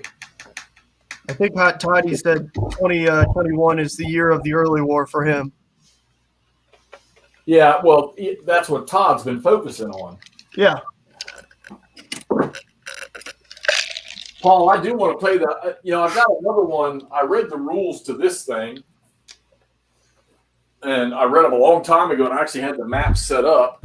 But then I got this new table stuff, and I ended up taking it down. But I've already read the rules to play this one. I mean, this is a freaking monster game too. So, let's go all those damn maps. That's another one I want to get out and play. So, I keep going back to this game with 85 turns. 85. Oh, my East Front series. Yeah. Yeah, draw stuff. Yeah. Dude, that's that game series is 6 boxes. Good Lord. And you can put everything together. I think the total package, put them all together, is like 22 maps. And it goes from Barbarossa to Moscow, Leningrad, the Crimea, Damn it. Cape Blue.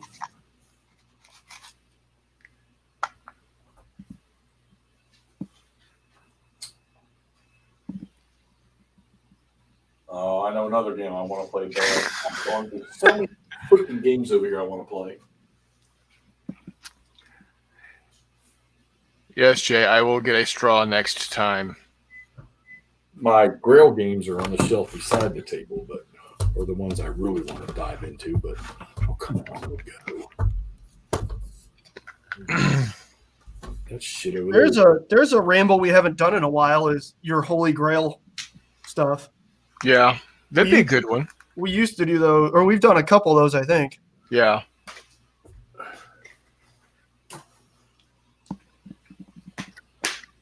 That's always a cool one. For me, it always breaks down to like Trafalgar or something because I don't want to paint the ship.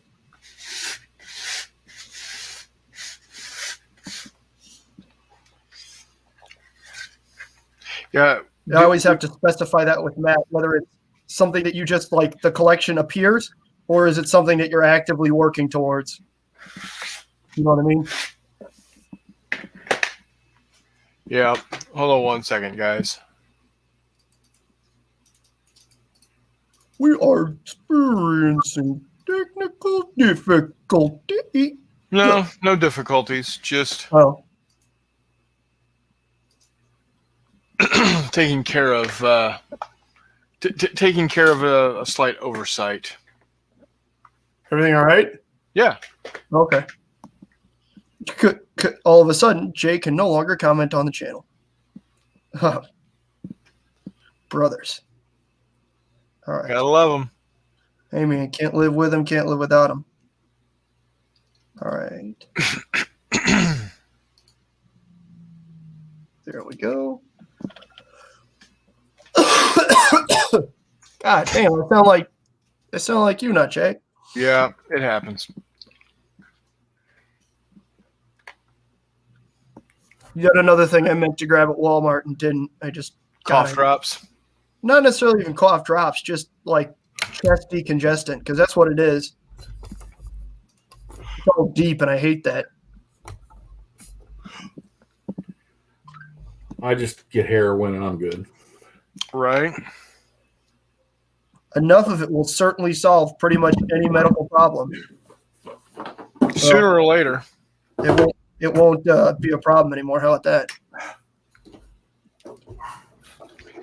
He can't comment in the stream in the texture anymore because, well, he's here live, folks. Hello, everybody. Oh, what's up, Jay? What's up, Jack? I too am basing 15 millimeter figures. There you Germans? No, GZG Free Caltex Oh, okay. and Rebel Minis Scourge, which are not Terminators. Right. go. Is that Arnold Schwarzenegger Terminators or? Yeah, the 800 style. Let's see if I can Oh, okay. make this happen here.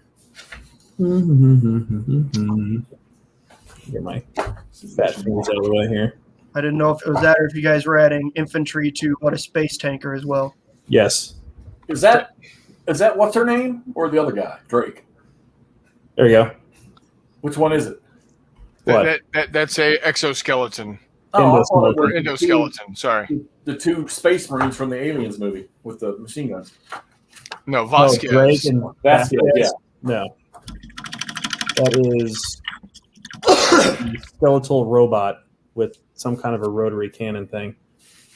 Werp. That's a good So one. Another question is, what color are dinosaurs? Whatever color you want them to be. I know, man. I'm excited. I don't know what color I want them to be. I feel like green is just really boring. Well, don't paint them green. We'll come back to that. We'll do this infantry first. East African infantry is easy because you just So, prime and Jay, copy and then add stuff. did you know that the SG1 guys were GZG? Yes. Okay. Yes, I did know that. But you didn't tell me. You didn't ask. You just said, gimme, gimme, gimme, gimme, gimme. Those tanks I gave you for them are GZG also. They're Kravac. Yeah.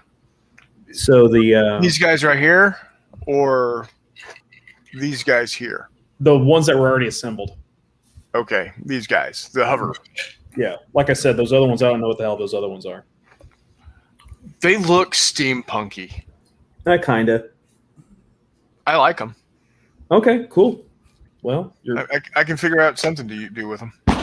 yeah, the grav tanks that I've got that are more angular and have the separate grav drives, Yeah.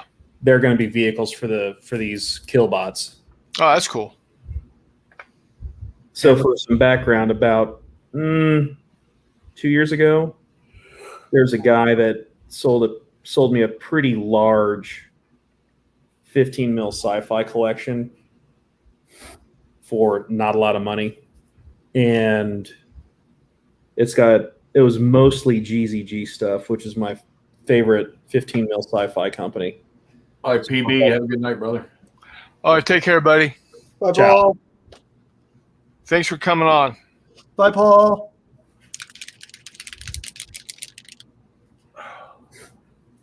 Go on. So it's kind of a mishmash of different stuff, including stuff to match what I've already got and what you may have seen in pictures of What a Space Tanker, as well as basically a combined arms company of one variety of kind of a high-tech grav or high-tech anti-grav. Yeah. Because it's basically 2 platoons of infantry fighting vehicles Yeah. in a platoon of tanks. Or actually, no, well, what is it? Is it 1 platoon of tanks or 2 platoons of tanks? I forget. But anyway. Oh, yeah, it is 2 platoons of tanks, and it's also a platoon of anti-grav trucks. Oh, okay, cool. Hammer Slammers. Well, no, Hammer Slammers are ground effect vehicles. I used to love that game that was one of the first games I think I had. Little puzzle piece maps you put together. Yeah. Now, there was an official Hammer Slammers miniatures game. Really? Yeah, written by John Treadway. A company Yeah, called who made Old that? I Crow. seen that recently. A company called Old Crow did the official miniatures, and GZG has those now. Both in 15 and 28 and 6, if I'm not mistaken. Yeah. Well, they're closer to true 25s, but yeah. Yeah. So yeah, you can get your blowers in various sizes. There's a guy that's got a blog, and he's done the other factions as well. So like the Thunderbolt Legion and Broly's Legion. It's a bunch of the other national and mercenary forces. It's pretty neat. Yeah. That's cool. If one wanted to do it in 3 mil, Pico Armor has Hammer Slammers looking vehicles as well. What was that, McMurray? I was trolling around on Pico Armor today. Our discussion on 3mm stuff got me trolling around there today. Yep, it's a good place to go trolling. Well, it's a bad place. I've had John Sweeney, Pico Armor, on the podcast. Oh, that's awesome. So Yeah, we need to reach out to him, see if he would like to come on to our show. Not this one, but the real Ramble. That's what I'm going to play. What you playing? Stonewall's Sword. That sounds like it'd be kind of boring and just, a sword sitting there. Note to self, it's not a lightsaber, does not block bullets. especially from your own pickets. Yeah. Whoops. Too soon. Sorry. Now that's going to go on one side of the table. Good.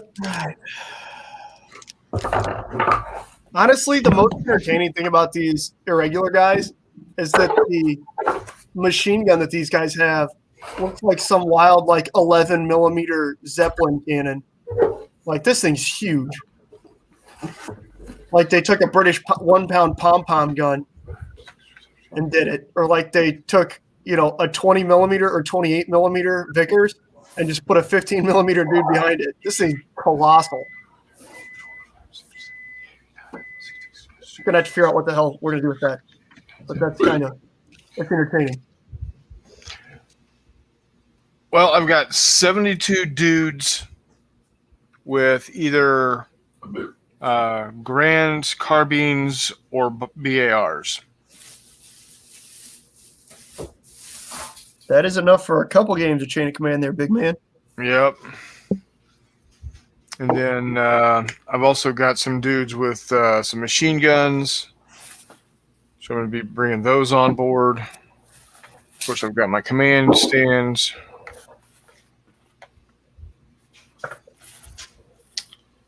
Actually, all of this is from the original 2nd edition Flames of War company box. Company box. It had like 149 miniatures in it. Yep. Did you say the German or American one? American. They did. Man, Battlefront used to do such cool packs like that, Yep. and now it all sucks. Yeah, it's because, yeah. I don't like to constantly be crapping on Battlefront, but they used to be They had some so of my favorite companies. it was so good previously, Yeah, and now it's not. yeah.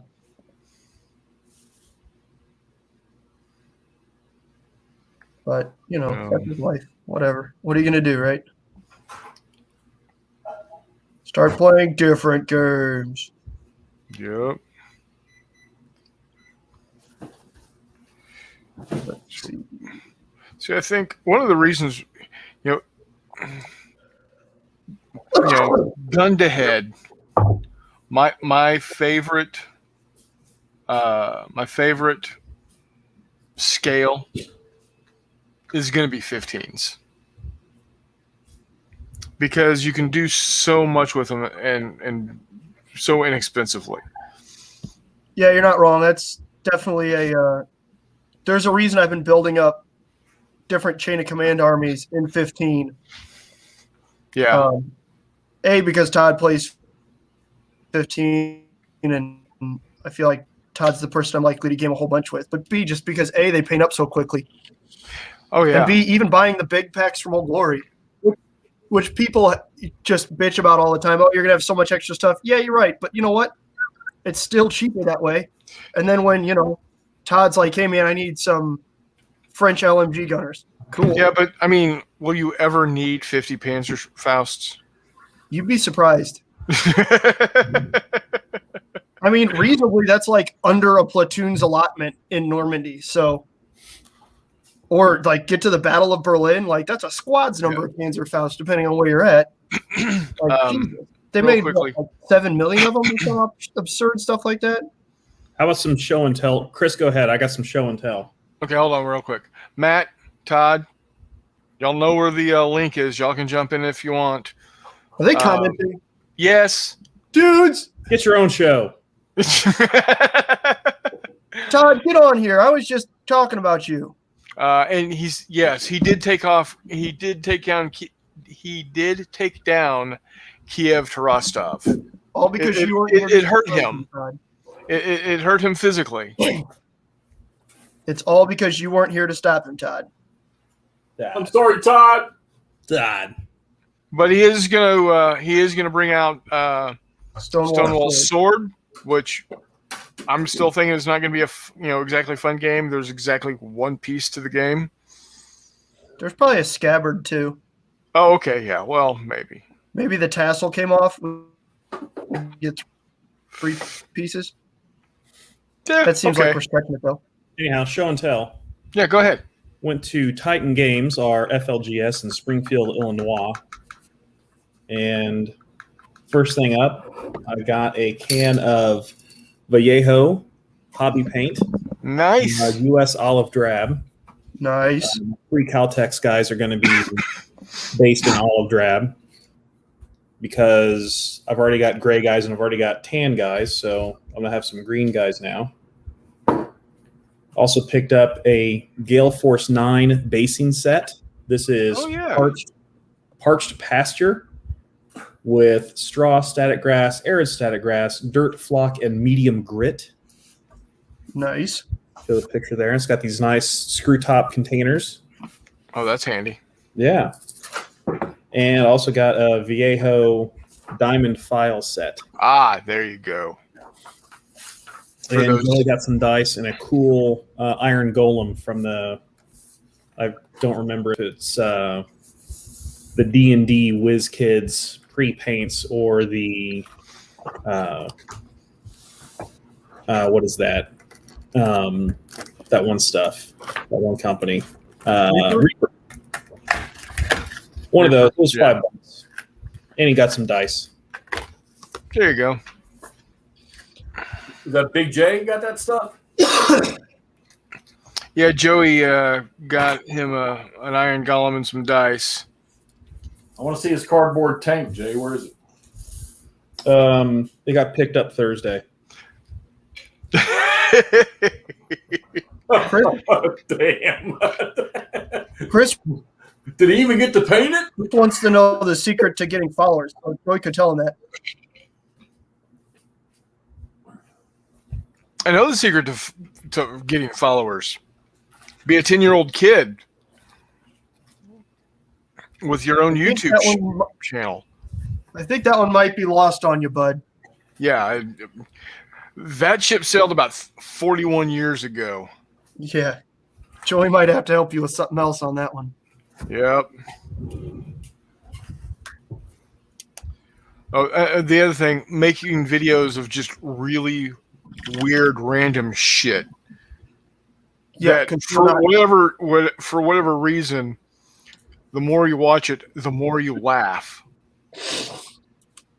Because at first it's like, this is some weird ass shit, and then by the third time you've watched it, for whatever damn reason, you're laughing your full ass off.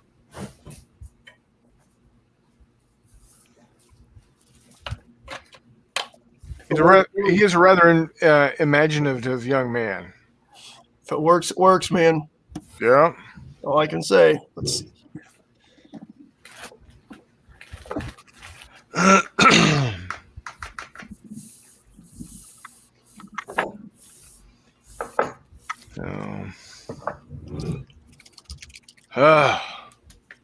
Yeah, where is Todd? Come on, dude. Dudes again. Yeah, dude. Get in here, Matt. Or days, as they would say in France. Yeah, 15B, because the original 15 lasted exactly 3.2 seconds because I fat fingered the end broadcast button.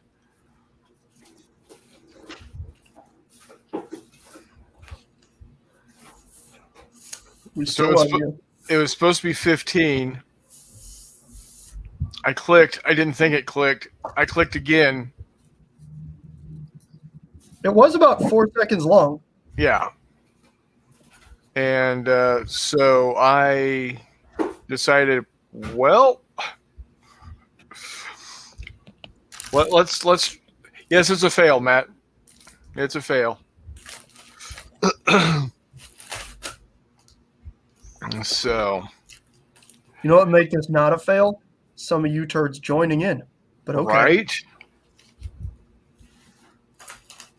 But, yeah.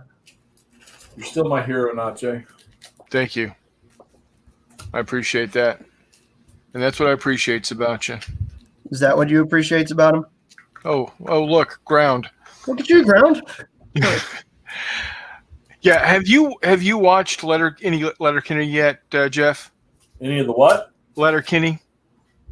Yeah, TV show Letterkenny. Okay, so that's something that that's required watching.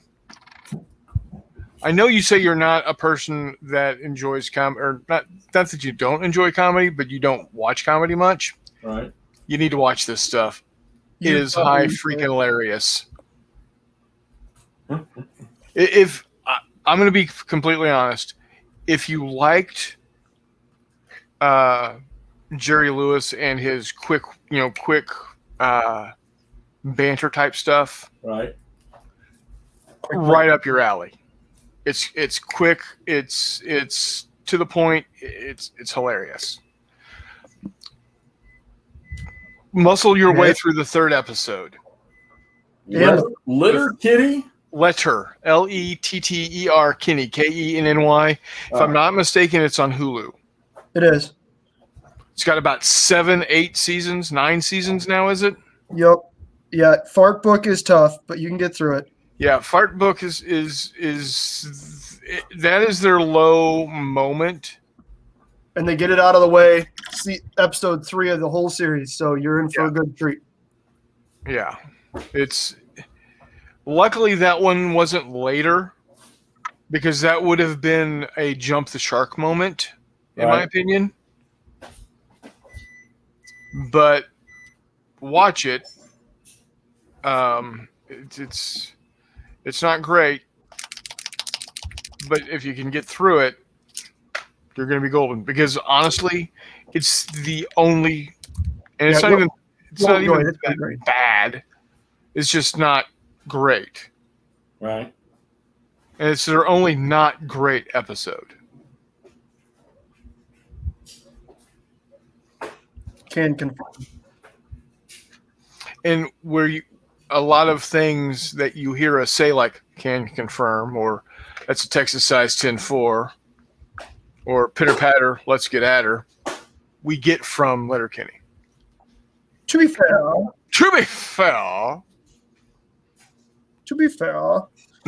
yeah, it's a great show. You'll enjoy it.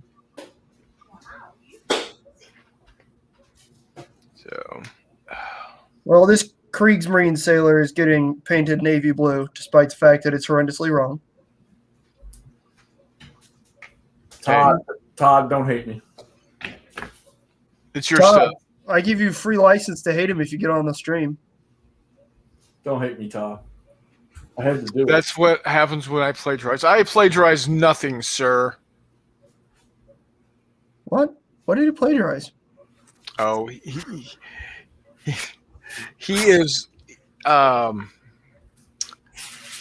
he is faux upset that I'm running my live stream in the time slot that is normally run for the Ramble, and then I called it the UnRamble. What's that? We did the Ramble last night, didn't we? Yeah. That's why I figured, if any of our normal viewers felt like, hey, yeah, I've got nothing better to do on a Saturday night than sit here and listen to these jackasses, I'd give them something to listen to. What's truly mind-boggling is that we don't have anything better to do on a Saturday night. I'm married, and my wife is in college. It's not that mind-boggling. Yeah, that's fair. She's been doing homework, so, Now, her homework this last week has been to paint a picture in the same fashion as a artist that she's been studying for the last 6 weeks. Dog, did she choose Jackson Pollock? No, she did not choose Jackson Pollock. I was about to say that would have been the ultimate. She okay, picked Piet Mondrian. Oh yeah, he's my favorite. Damn it. Oh, He's a abstract artist from like the 30s and 40s time frame. P.A. Mondrian. Yeah. Piet Mondrian. yeah. He's if I remember correctly, he's Dutch. And there's two things that just really, really I hate. It's the unwillingness to accept others' cultures and the Dutch. Amen.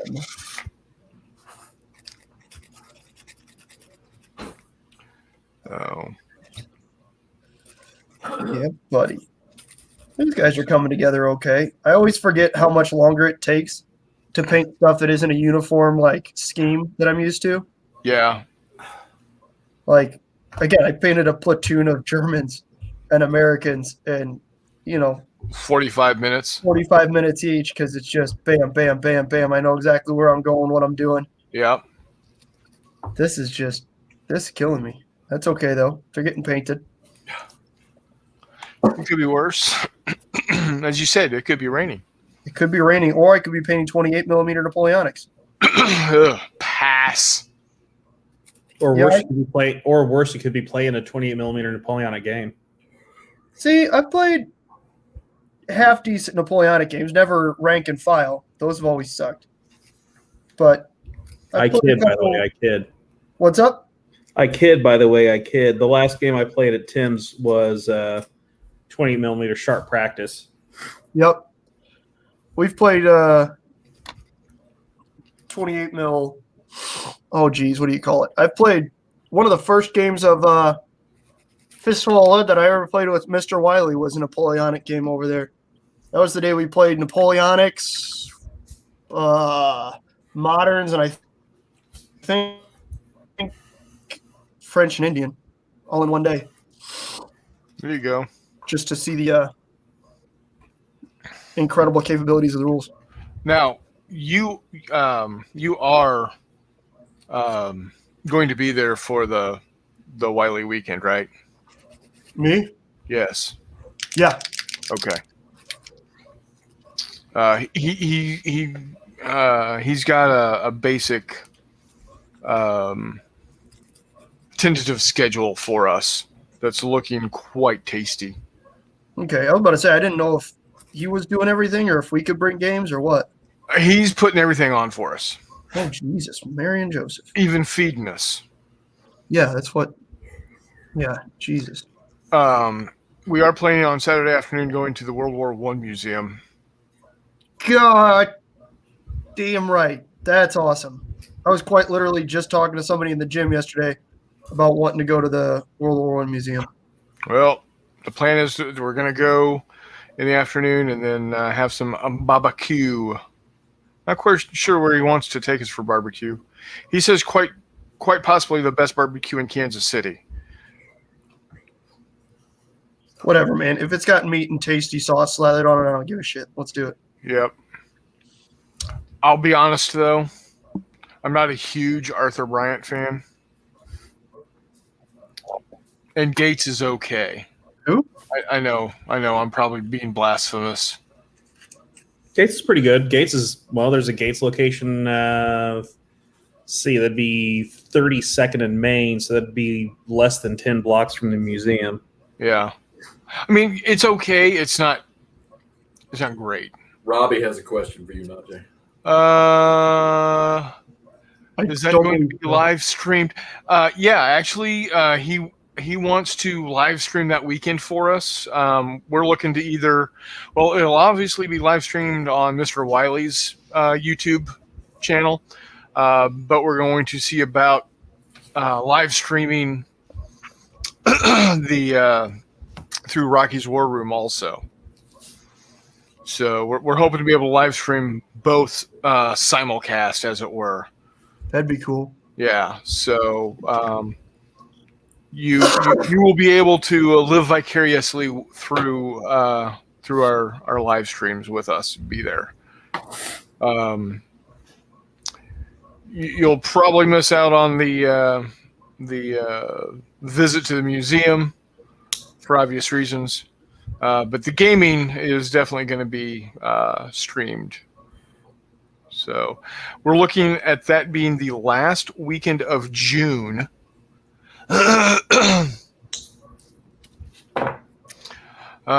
Warmut, get in here. Are you serious? Todd, get in here. You doofuses are just all going to check in on the text. Yeah, that's what they're doing because, yeah, Robbie. So we're looking at the last weekend of June. Friday night, Saturday morning, Saturday evening. So, yeah. That's what we're looking at doing, sir. And it's looking like it's going to be a grand time. Because Mr. Wiley does not put on bad games. He is the epitome of the table. The table is important. Oh, you're very welcome, Robbie. Real quickly, Robbie, were you on earlier when I was talking about getting my 6mm stuff out and playing World War 85 with my 6mm miniatures. I'll give him a second to respond.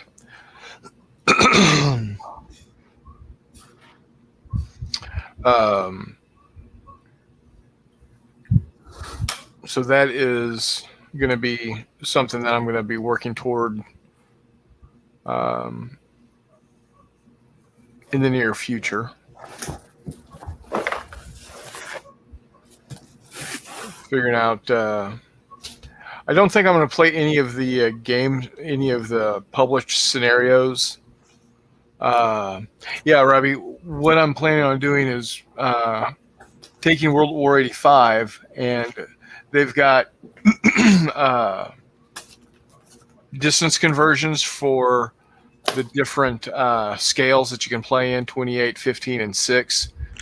And I'm going to take my 6mm stuff and see how it plays as a miniatures game, because I have been for a very long time looking for a good Cold War Gone Hot game for my miniatures. And you know, I've played Cold War Commander. It's okay. I've played Fistful of Toes. Again, it's okay.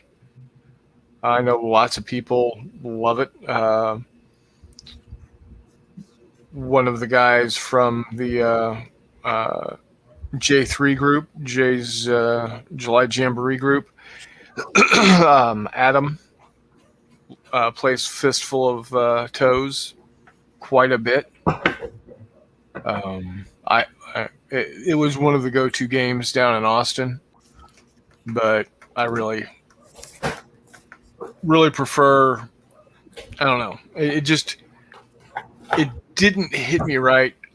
Whereas World War 85, as a board game, I enjoy immensely. So we'll see how it plays as a miniatures game. And I'm going to play in once I get a couple of games under my belt to see how it works. If I like it, I'll go ahead and I'll live stream those for you, Robbie. You know, I'll let people know, and I'll do a little bit more advanced, since it's a game that I'm going to be preparing for. I'll get a bit better advanced. Hey everybody, I'm going live with this game at this time on this date. So it's not 2 hours before I go live.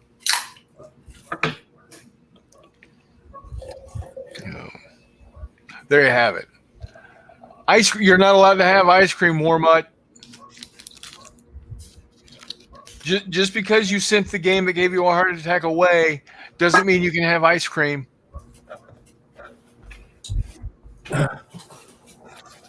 My doctor prescribed the new medicine that I have to take because of that goddamn game you sent me.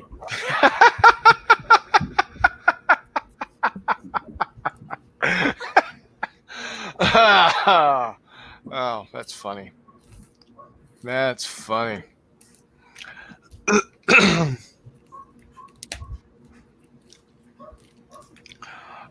Jay. Yes. Tomorrow, are we wanting to look at having machine guns, like machine gun teams? Okay. Oh, teams? Yeah. Like separate teams? No, Yeah. just the squad. Just lumped in with the squad. Okay. Well, I won't have any of those then. What do you mean you don't have any of those? I don't have any of those. VARs?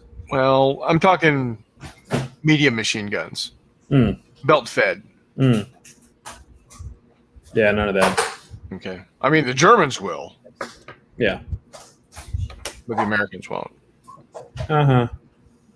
Because those were those company level assets or Company. okay. Because you would have a weapons platoon Yes. that the company commander would parse out to use based off of whatever the mission was. Yes. Okay.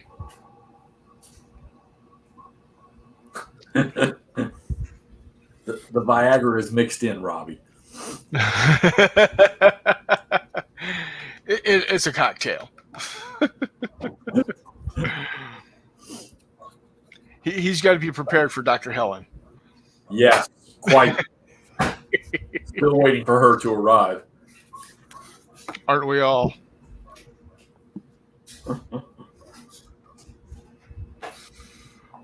Oh man.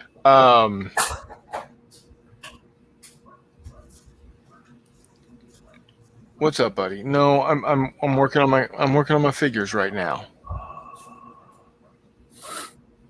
I've got. Okay, do you promise to just sit and be a good cat? Come here. Being Mr. Insistent. Say hi to Clark, everybody. Nah. What do you mean, meh? He's no Steven. Hey, Steven's a good cat, don't get me wrong, but Finn is too. Steven's a good cat. I like Steven. But he's no Tux. No, I told you just have to lay up here. What are you doing? Oh, you're rubbing on the desk. Okay.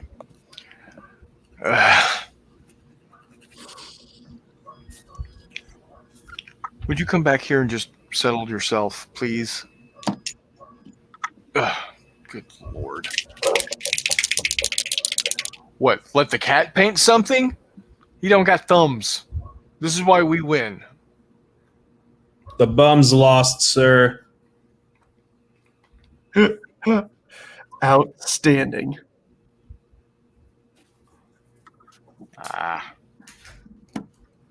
Dude, stop bumping my hand. Oh. So.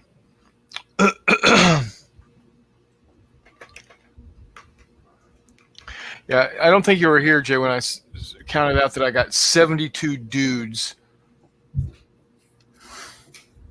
For the love of monkeys. 72 dudes with either Grants, carbines, or BARs.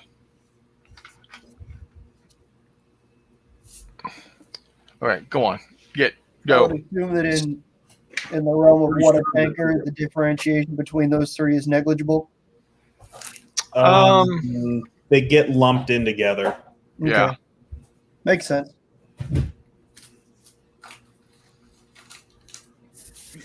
You end up with a anti-infantry or a infantry strike value. Okay. Makes sense. What time y'all doing this tomorrow? I know you've said it 12 times. About one. About one, yeah. That's 2:00 your time, Jeff. Thanks, Greg. Just so we're clear.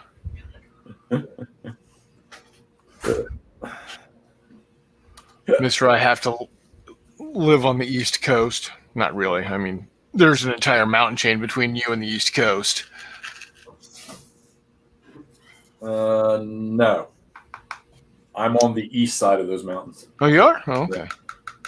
Right Where do at you the live, base of them.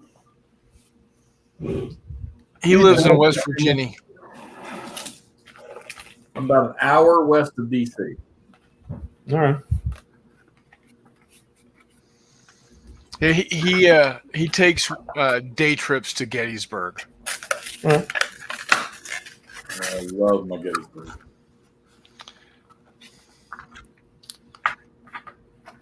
I think it's at some point in time, I will be making a trip out that direction. As well, you should. Yeah, if you don't see Gettysburg. And to go see Gettysburg. And the good thing is, Donna will... You're just going to crash at Jeff's. Well, yeah, we can do that if he's up to it. But Donna will...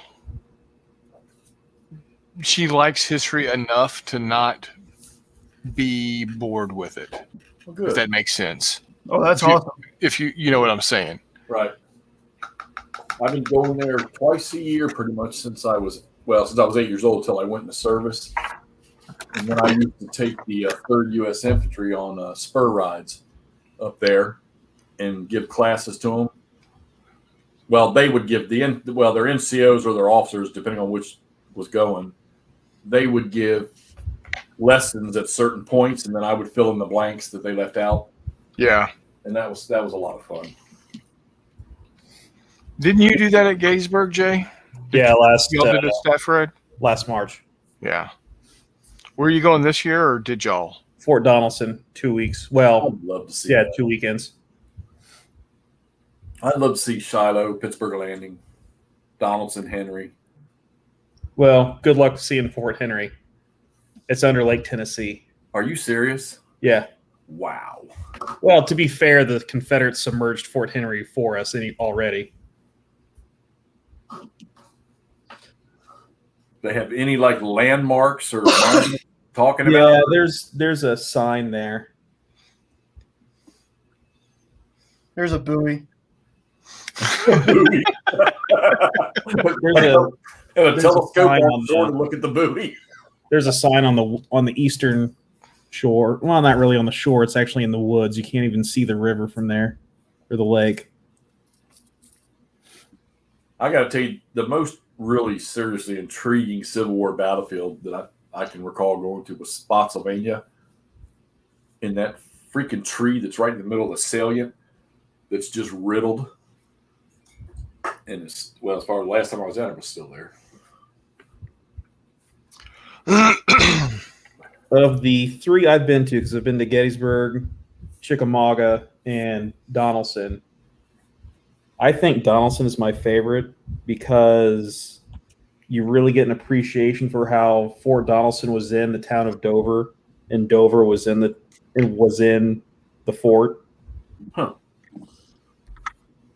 Some guy just put up a new. Well, I mean, I don't know if they're new. They're new to me because I'd never seen him before. But I just started seeing him over the last week. It looks like he has done every battle of the American Civil War. And the ones I'm used to seeing too. I've been watching for years, but these just popped up, and he's covering every battle.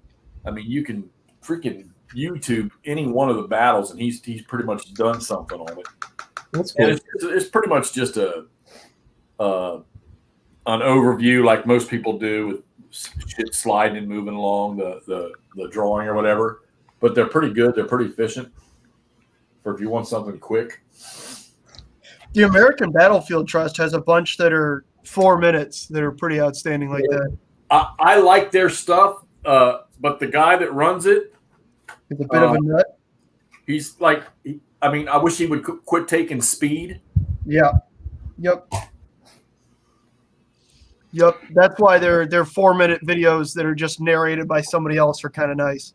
He gets old Tim Lewis from Gettysburg, and Tim's got less teeth than I do. Yeah.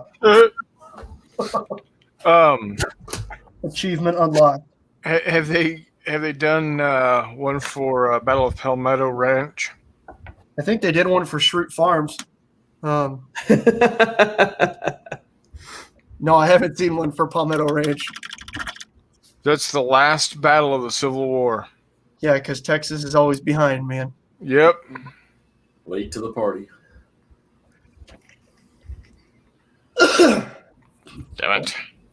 I'm gonna like this game. One little small map, and they say that the rule system is phenomenal for this. Well, we're gonna find out. So you did take out Bastogne. No.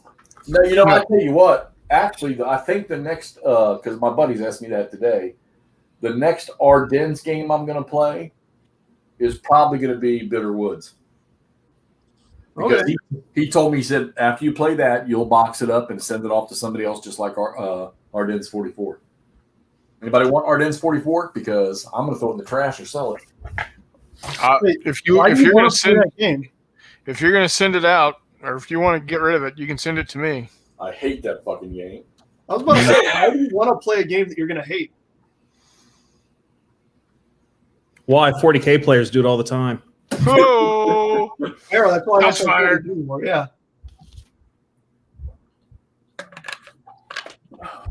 yeah. You listen to a 40K player. It's the worst game ever. Yeah. No shit. Well, some of them. Some of them. But they've got what, Stockholm syndrome. Yeah. Real bad.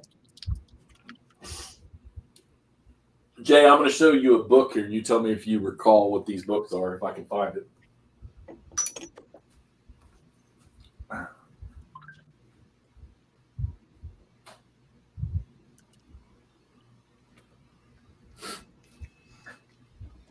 I'm not familiar with it. I'm going to show you the back cover and see if you can tell me what it is by seeing nothing on the cover.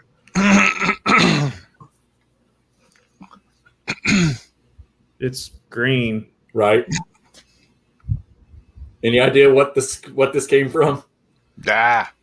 Well, I know that the West Point history series are green. When I left my last unit, I had this in my room and it got stuck in my shipping luggage when I left Fort Drum. It's the Ardennes. Okay. You want a detailed freaking book on the Battle of the Bulge. Phew. Is I've that got- one online now? Yeah, almost all of the Army Center for Military History, almost all their publications are online. Yeah, because I've read most of the specific chapters about the defense of Bastogne itself, and yeah, it's ridiculous. It's absurdly detailed, like down to which like we were mixed in with a half platoon from Team de Sobry and shit like that. Just I read the first probably quarter of that book, and they're still talking about the fight around Clairvaux. yeah, Or as one of us hillbillies would call it, Clairvox. well, yeah. Welcome to America. Yeah, Robbie, that what he's laid out is Stonewall's sword, not the devil's to pay or whatever it is.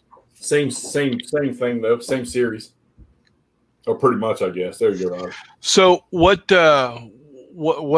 battle does this play through? This is Cedar Mountain. Okay, for those of us that don't know exactly nothing about the Civil War other than there was a battle called Shiloh and two Bull Run / Manassas. This was part of the first Manassas campaign. Okay. And where Jackson held like a stone wall. Huh? Yeah. Where he earned his name. He tripped over a stone wall and fell down, got his name. No. This is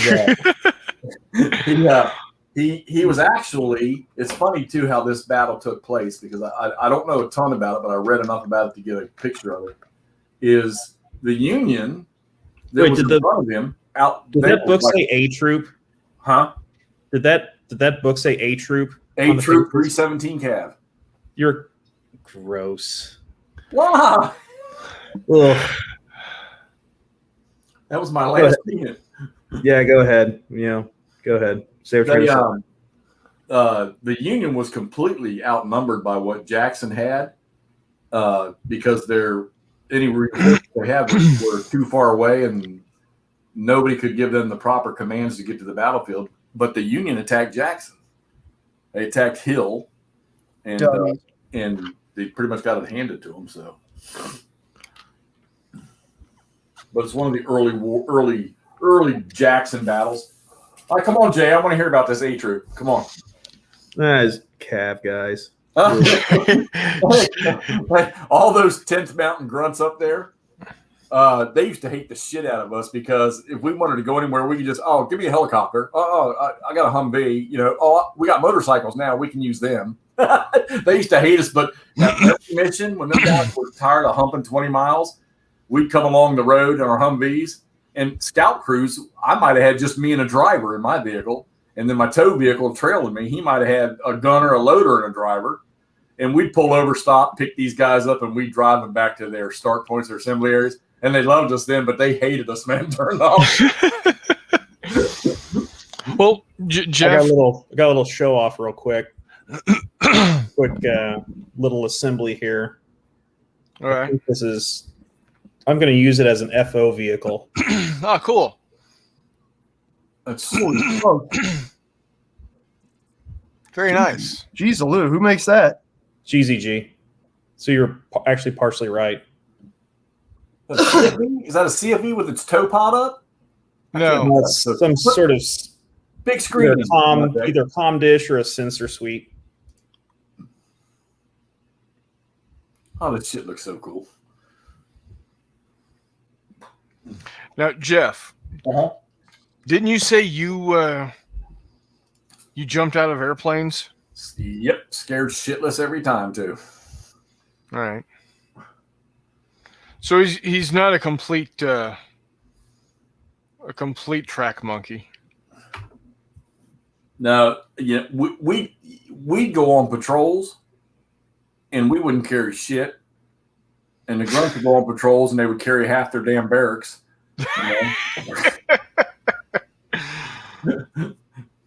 I mean, we tied bandanas around our head and stuck leaves all over, rolled up our pants legs, and fucking just we traveled as light as we could. Yeah.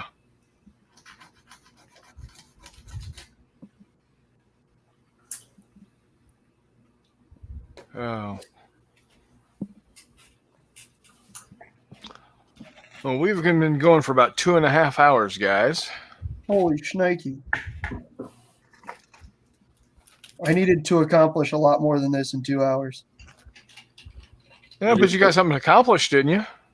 Better I not. did. I took that game down. There you go. And you said it was going to take you 2 hours. What he didn't tell you is he didn't sort any of his counters. He's just got a box of crap now. Nah, no, I didn't. I separated them. It wasn't too bad. I mean, with those games there, I take the infantry units by the strength, and I might put 8s and 7s together, and then 6s and 5s, and then stick all the armor in one slot. And if there's panzer divisions for the Germans or motorized divisions, I'll put them all in one slot.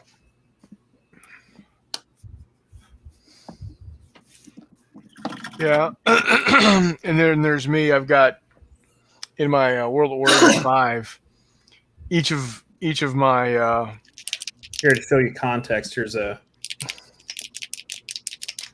15 millimeter dude. infantry figure with a vehicle. That's tiny.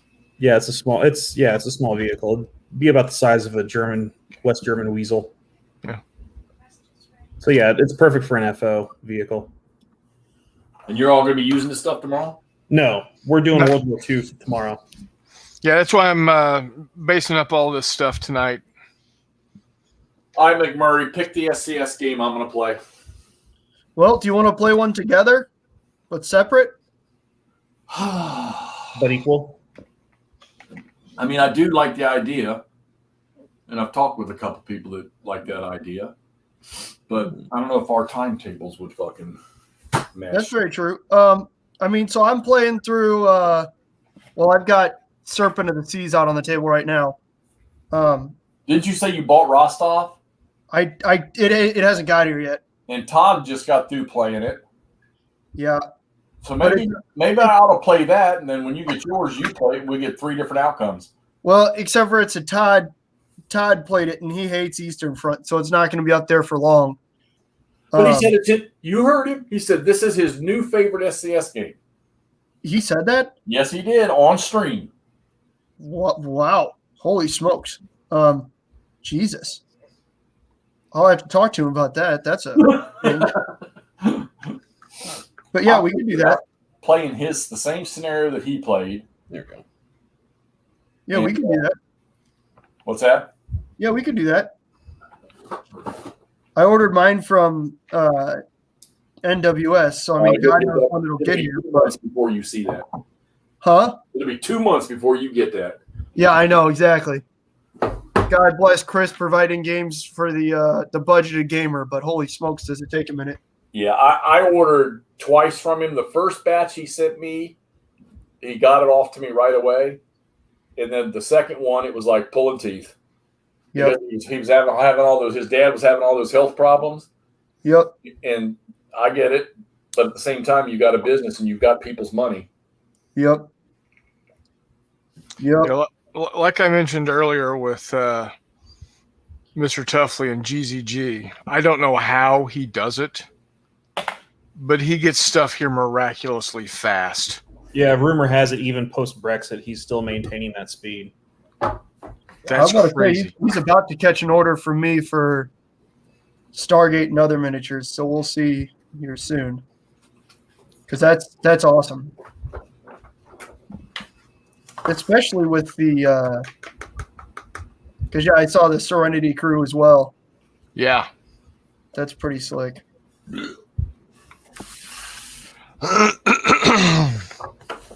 I don't know how I would use them to play. You know, what I'd play them against. Play them fistful of lead. That's the nice thing about Serenities. You can play them against damn near anything. Well, yeah. Like, random 15s will work. Do you have 15 millimeter Cowboys? No. That's just what I need is to expand into another duplicate. Yeah. Well, considering I don't have any Cowboys at all, I don't have a problem going into 15 millimeter Cowboys. Oh, that's fair. So I could very easily do Fistful of Lead, 15 millimeter Firefly. I'm about to say I'm 110% sure there's another pack on there that you can use. You know what I mean? Yeah. Oh yeah. Well, also I could find something that's analogous to 15 millimeter purple bellies. You know. Correct. What is a purple belly? One of the did you not ever watch the TV show Firefly? Didn't they make a? So wasn't there? I know when you say the Serenity, there was a movie that I watched that had the Serenity. Yes.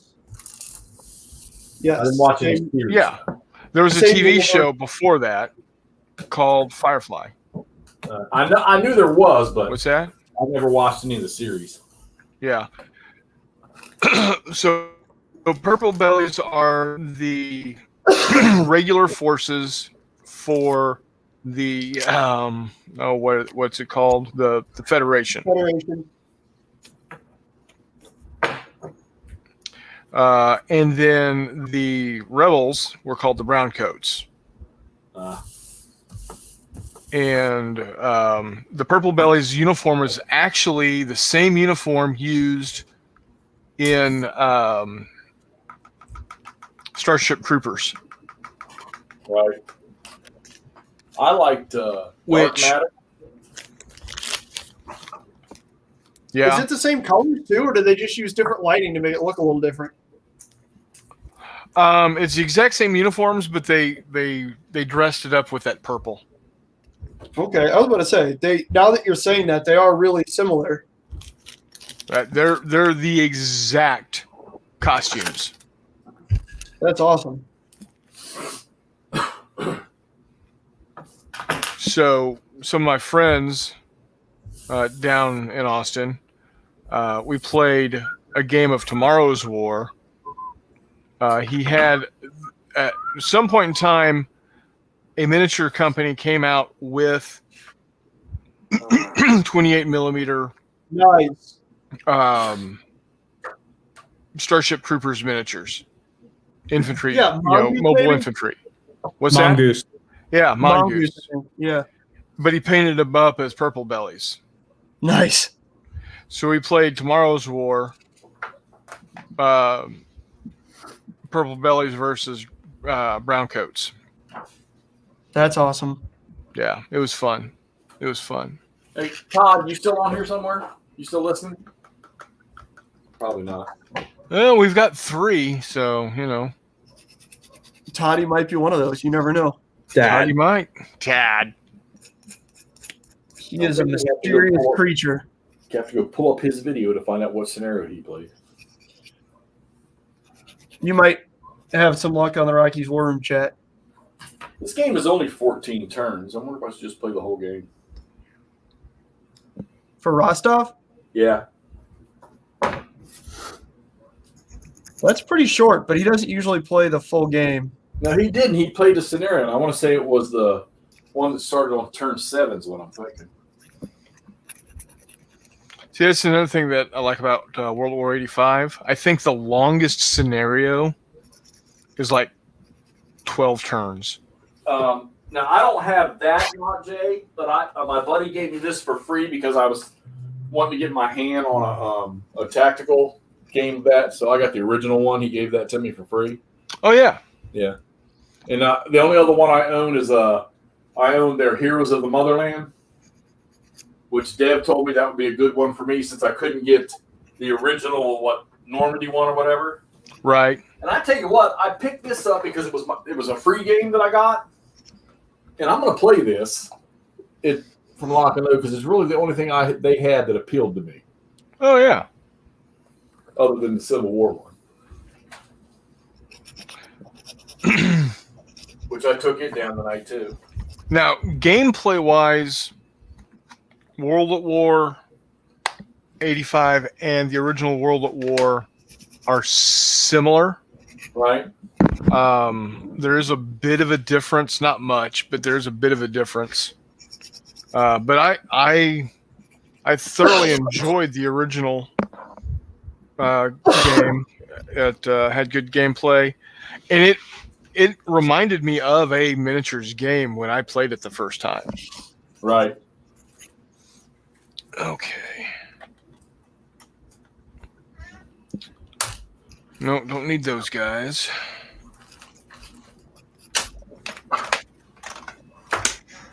I need any of these What guys. other FCS titles do you have? I know you said you had Yom Kippur or Heights of Courage. Heights of Courage, Bastogne, Stalingrad Pocket 2. Let's see here. Day of Days. You probably saw Todd and I playing chunks of that. Yeah. Ardennes. Panzer Battles.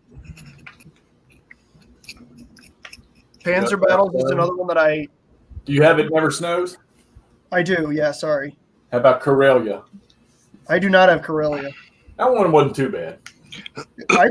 I'd be interested in playing it. It's hen's teeth to find again, but I don't. Yeah, because is that Continuation War or is that Winter War? Continuation. Okay. Yeah, that'd be interesting to play. We should make a switch. Hey Jay, Fair. are we going to be doing? We're not going to be needing bazookas, right? Correct. Mortars? No. Okay. So just straight up infantry. Infantry squads. Okay. So don't even really need a platoon leader or platoon sergeant. Correct. Okay. And I'm not even sure we're going to have them in the game, to be honest with you. Just abstract them. Yeah. I'm good with that too. I mean,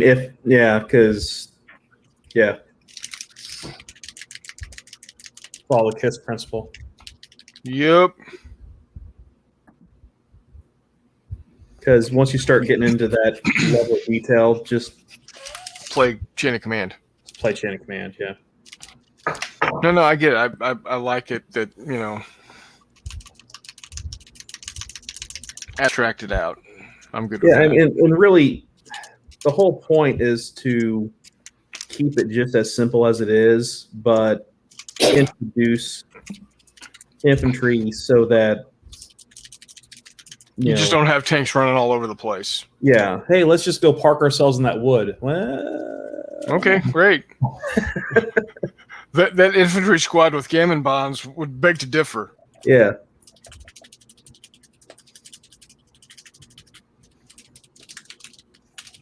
I'll go ahead and get these two guys based up, though, just so I have them when I do want to play chain of command. Yeah.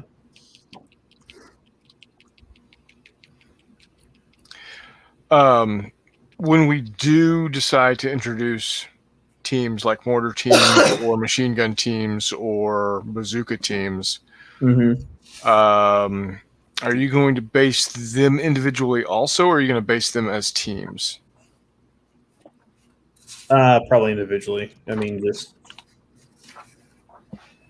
keep it consistent, you know. Okay.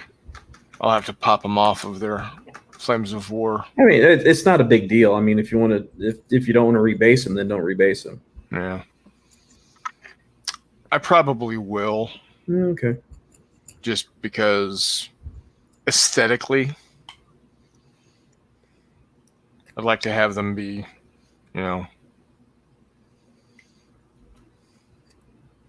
if I'm gonna have my BAR teams individually based, then you know the other guys should probably go ahead and be individually based also.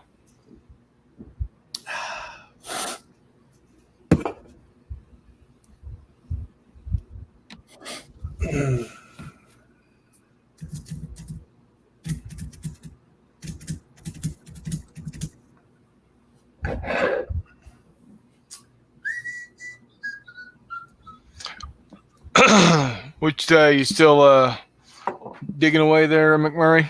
Yep, just plowing through the. I kind of departed from some of the traditional colors to make them just kind of stereotypical stuff like you'd see in maybe Hollywood. So my Brits don't have tan helmet covers; they've got the blazing white helmets, pith helmets, and stuff like that. The Germans have got some colonial troops that I did in like a gray. Yeah. I don't know. They're fighting dinosaurs. I realized that I didn't really need to be too Historically accurate. Yeah, screw it. They're fighting dinosaurs. Yeah, again, they're fighting dinosaurs and they're my toys. Go away. Yeah. The shade of Felgrau is not correct. I love that picture. There's a picture that floats around every once in a while of like 50 different German uniforms. Yep. 50 Shades of Felgrau, baby. Right. I used to go into a really outstanding surplus/militaria store down here in South St. Louis called the Alamo, where they had just clothes. Like you'd walk into a JCPenney and see a clothing rack. They had clothing racks of old uniforms, and I remember taking one. You know, there's one that's U.S. uniforms, and again, it's just a cornucopia of greens and tans. Oh yeah. And then the German one is hilarious because you've got greens, you've got almost tans, you've got grays, you've got ones that are almost like the blue color almost. Just, hey, man, you know what? Of all the things to worry about, exact dye patterning was not one of the things that Albert Speer was really losing sleep over. Right. Which then always makes me crack up when miniature gamers are, that's not the right shade of Felgrau. It is the right shade of shut the fuck up.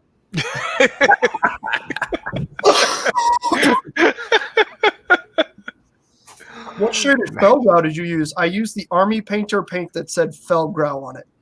Go away. That's good stuff there. Yeah, just there is someone else that you can ruin the day of. It's not happening here, bud. What I find hilarious is that there are 40K. Oh, by the way, it's not more in 40K. It's lore. What's that? It's not fluff in 40K anymore. It's lore. Oh Lord!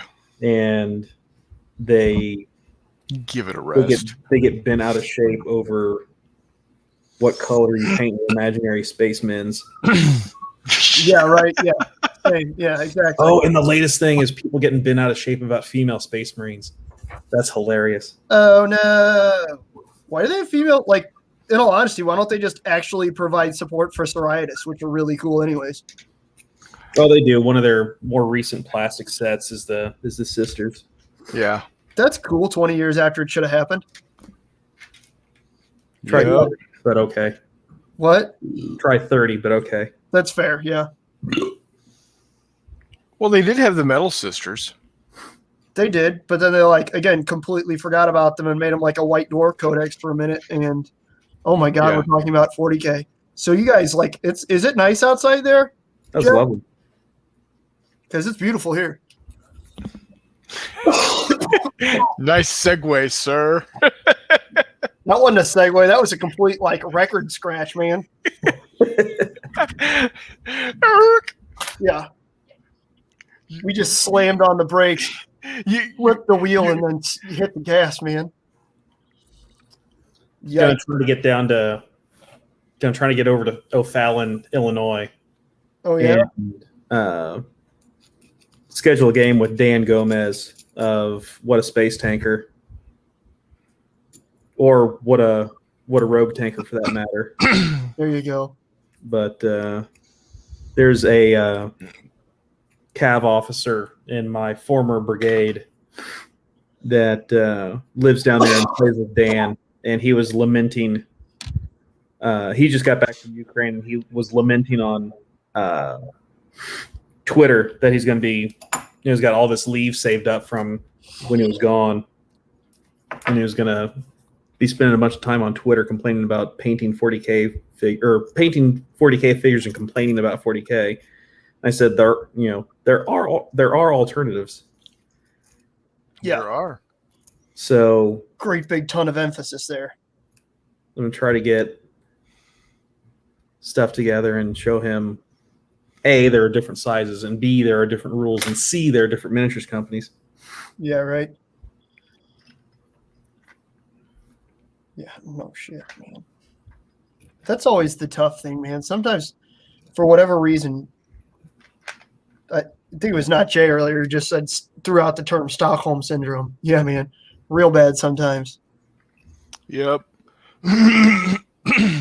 Like you can offer people, like, hey, do you want to play this? Like, I've got all the stuff. Here's all the everything. Yeah, No. I've run into that. I can't. Yeah. The hell are you I talking? only got so much room in my head for one set of rules. Garbage. Then Well, can I then- show you a better set, perchance? Then if you only have room for one set of rules, this is the rules you need to be heading. Yeah, then find a better one, man. That's, I don't know. God damn, where's my water? We might experiment with bigger models with the sci-fi stuff also. And the World War II stuff for that matter. Yeah. It's true. With the 15 mil. Well, I've got 74 dudes all based up. They're drying now. Only need 48, at least for tomorrow. Yeah. Well, I need to make sure that I've got enough BARs and Or It sounds like y'all are going to have a mass engagement tomorrow. not really. platoon on platoon.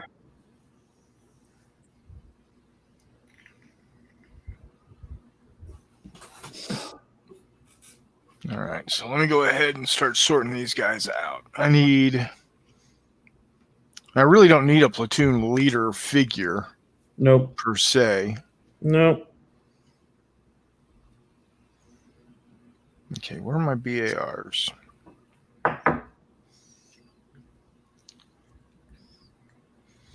Here's one. There's two.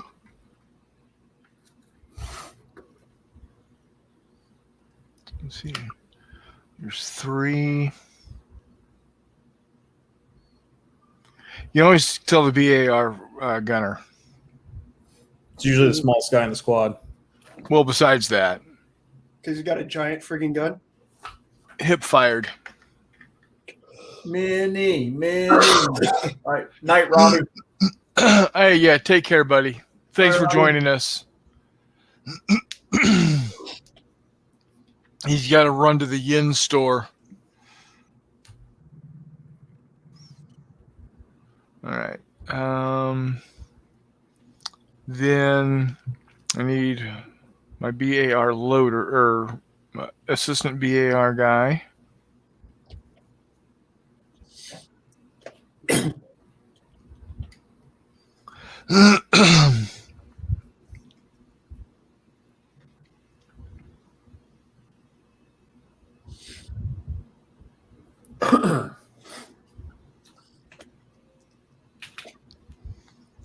And then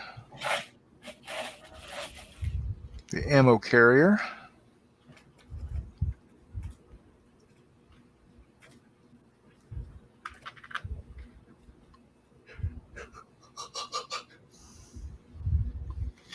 All right. Then I need 2 scouts. At 15 mil, a quote unquote BAR ammo bearer really shouldn't be too much different than any other guy with an M1 Garand. No, they're not. I'm just picking guys that. Oh, okay. Yeah. So like the assistant gunner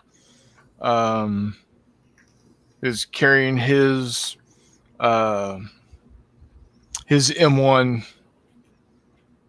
down with both hands, and the there you go. And then the ammo bearer is taking a knee. Okay, so get some scouts going here.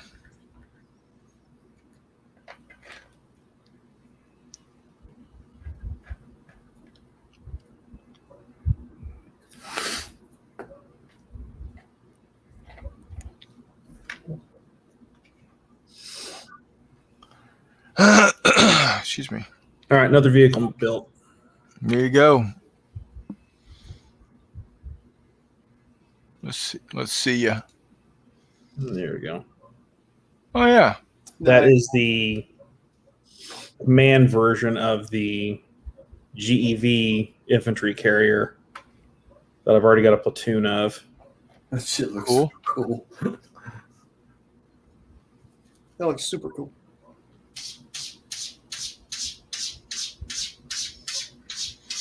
Okay, so there's the scout teams.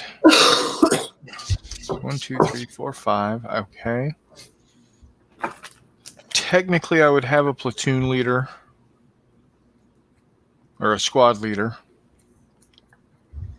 Technically. Don't really need to differentiate them. Nah. For Well, this. you could, if you wanted to have a guy with a Thompson, you could, but it doesn't matter. He would by TO&E. He would have a rifle. Yeah. No, I'm just making it a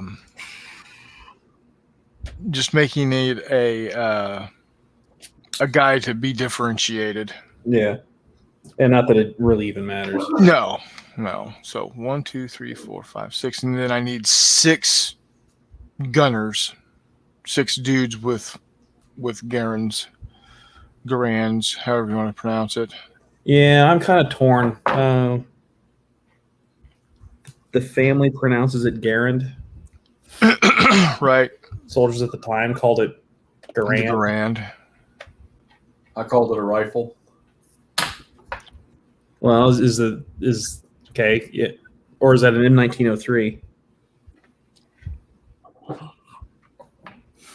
Ah. Aha. Aha.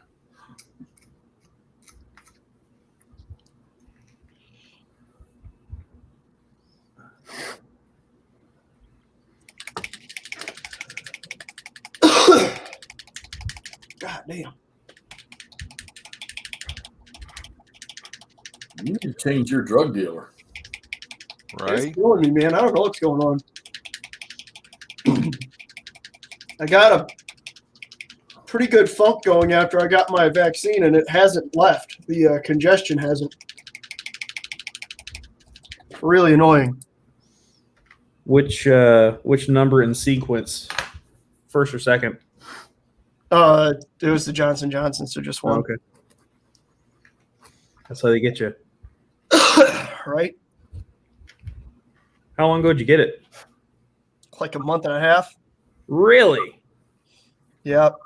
Wow. Hey, do you have any McMurray? Do you have any War Diary magazines? No, I do not.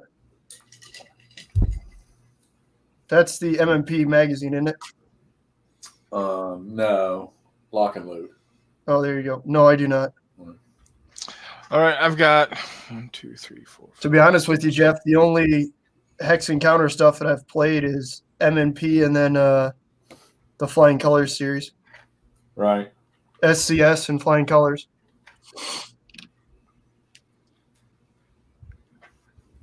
Yeah, I was looking at all three of those down there today too. And you see the picture I sent of that one called War Galley? Yeah, you gonna play that? That looks super cool. No, I don't. I won't. I don't own a naval game. It's not crunchy enough for you. It's got boats in it, dude. I know. Boats are cool. Todd says it's the oldest's 20th birthday, so it's family night. Good luck with Stonewall's sword. I look forward to your thoughts. Warmutt says, Todd. I'm doing Rostov also, Todd. Which scenario? I need to know which scenario did you play. The one that started on turn 7? So I've got 4 squads, Jay. Okay.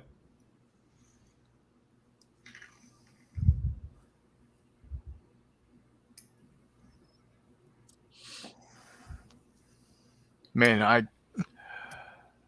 I overdid it with the dark wash on these guys. Hit them with a highlight. Yeah. I mean, in bright light, they look better. So you're gonna have to play outside. Yeah. Thanks, Todd. Fritz takes Rostov 7-14. So, well, gents, it's been almost 3 hours at this point. And your point is? McMurray's almost finished. You're still painting. I am. You're right. Took a Okay. couple little breaks there, but yeah, I am.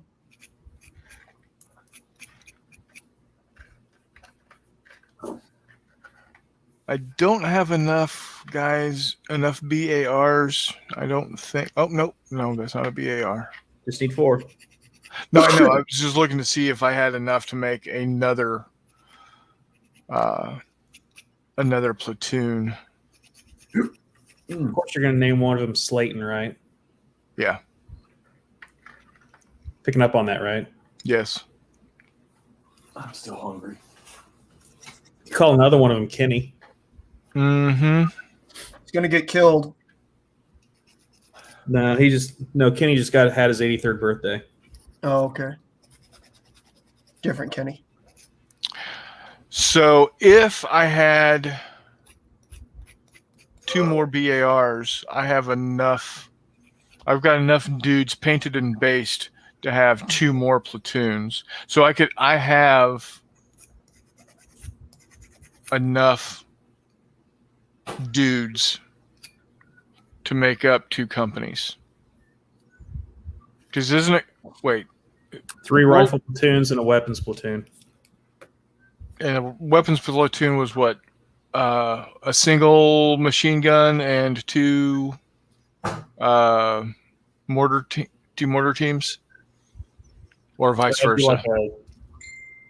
I think it's 2 M1916s and 1917s. No, the water cooled. Yeah, those it's are 1917. Okay, yeah.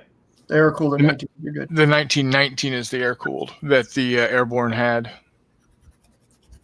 Now the airborne, they had platoon level machine guns, didn't they? They had squad level machine guns. They didn't issue BARs. That's right.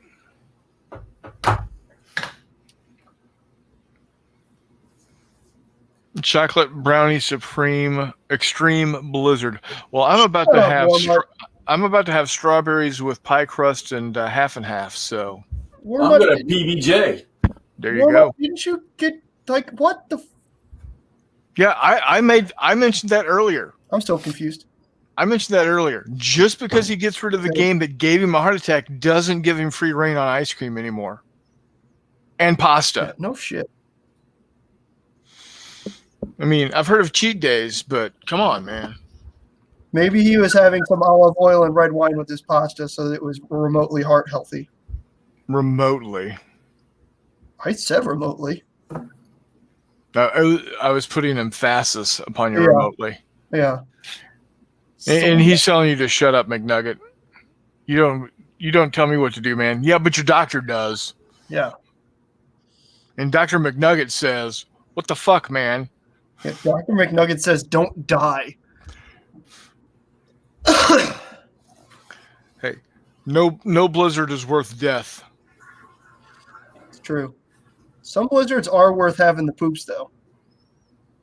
I've never had a blizzard that gave me the poops. Hey, man, it's not my fault you're not lactose intolerant. It's worth it. Ice cream to pizza, man. Are you lactose intolerant? Worth it, baby. Worth it. Yeah. It's good to know. Worth it, dog. Just throwing this out to you. Friday night is pizza night at Wiley. Perfectly fine. Just an hour and a half afterwards. Just give me a minute. I'm just giving you fair warning. It's fine with me, man. Again, pizza and ice cream, man. Worth it. Worth it.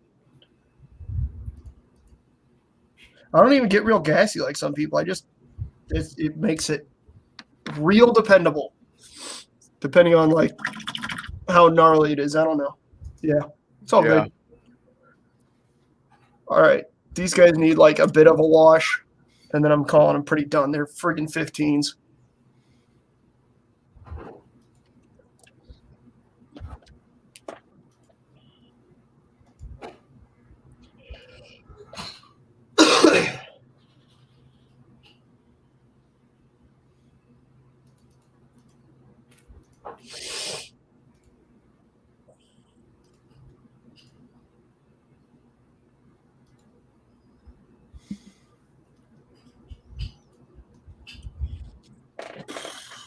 All right.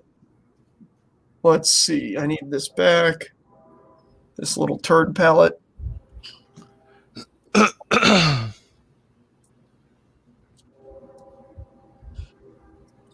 And we got that. Hey, Jeff, are you still going to use a wet pallet for all your stuff? Yeah, hold on. Look at this fancy pants, dude. All right, and that is a third vehicle. Oh, sweet. Kind of looks like a PT-76. It's a GEV. 76 turbo, 76 millimeter on it. Yep. There he is. I think it's cool. It's a GEV infantry carrier. Nice. So I just need to buy a bunch more of these because I've already got a platoon of 4. Yeah. Now that I've got a proper command vehicle that matches, There you why go. wouldn't I build out a company of them? Yeah, it just seems like you have to at this point. It'd be irresponsible not to. Exactly. Would you ask me, McMurray? If you were going to be using a wet pallet like a painted skin. Yeah, I mean, I'll have one, but if these contrast paints do what you all say they do, these new washes, I may not need it. This is my pallet right here, Jeff. A nasty old top to a blister. This is my pallet right here, sir. Yeah, exactly. This nasty old top to a blister that I have God knows how many blister tops sitting around. It's just this one, for whatever reason, has nostalgia purposes, and it weighs quite a bit now because of all the dried paint that's on it. But that's okay. Whatever. Wait a minute, let me show you something. Hold on. Now this one was already built. I just reinforced the join of the track units to the hull. Oh, nice. Yeah. And I don't know what this is officially supposed to be, but it's a big mamma jamma in comparison to the other vehicles. I stick this stuff underneath my wax paper on my wet pallet, underneath my wet pallet paper, and it just holds the water freaking perfectly for that shit. Premium cellulose. There you go. Cool. Hey, McMurray. Yo. You want to play some ship games? Yeah, dog. Is that the Whiz Kids? Yeah. Yep. I have a buddy of mine who bought like a whole box of those blisters when Miniature Market had a bunch of them. And we sat down and put together probably 200 of those stupid things. You mean then- like this? And then COVID happened. Yeah. And then COVID happened, and now we haven't been able to mess with them at all. Honestly, again, I'm still reeling from having gotten Sales of Glory ships for, $3-4 a piece. I've got a ton of those. Yeah. Like those are great. People bitch about them all the time because they're not metal, they're not sturdy. You're right. but they're cheaper than the metal miniatures you can find, other than Navor. And Right. you know what? They're pre-painted. I don't give a shit. Like, yeah, you're right. The mask pop off. You know what else? The good Lord gave us super glue, and that stuff's cheap. So here we go. Let's do it, especially for like participation games and stuff at game stores. You're crazy if you're putting a $15 metal miniature that you then spent 10 hours on out for somebody to just some 40K player to come and just finger blast into oblivion. Yeah. Yeah. No. Yeah, that almost happened at Recruits with one of my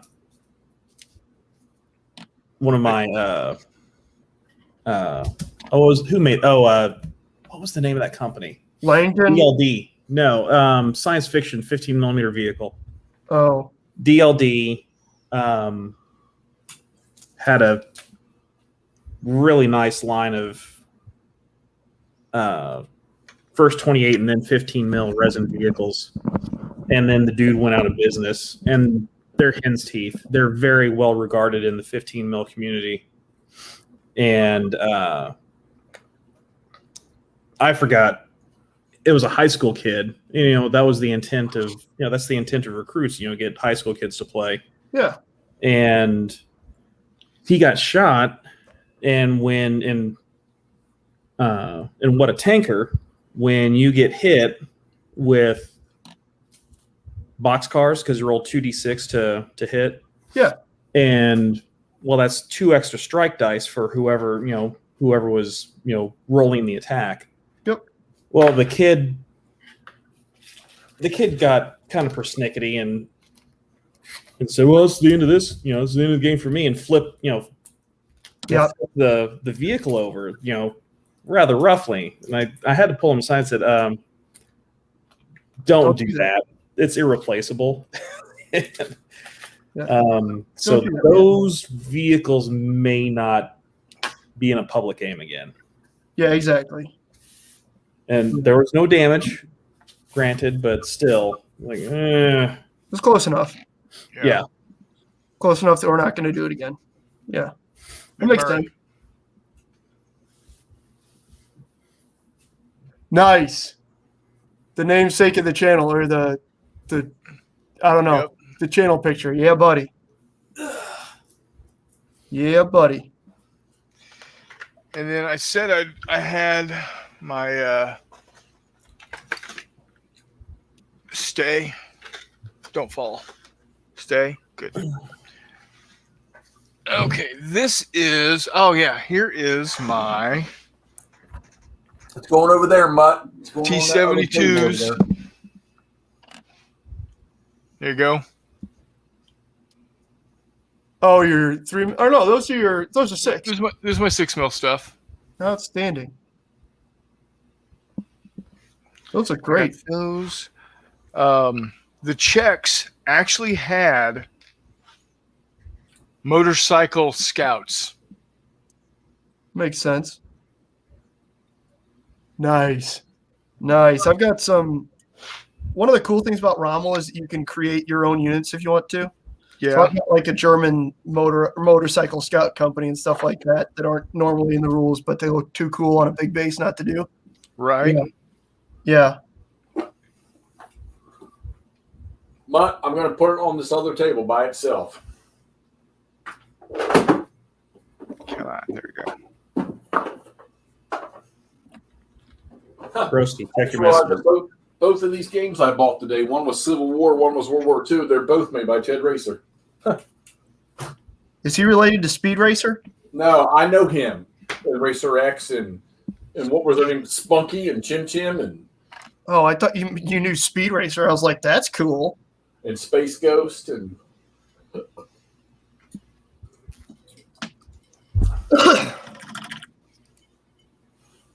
Real cartoons, not that shit they make nowadays. Right. Great cartoons out today. What are you talking about? Speed Racer.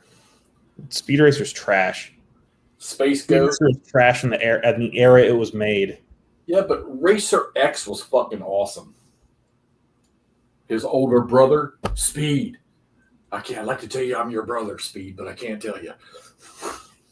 All right. 10 years of that shit. You going to bed, NotJay? No. But it's like after What a midnight pain in here, the I'm ass. still going.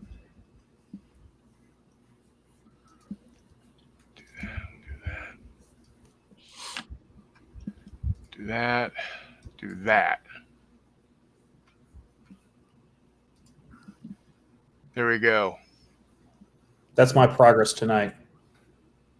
Oh, nice.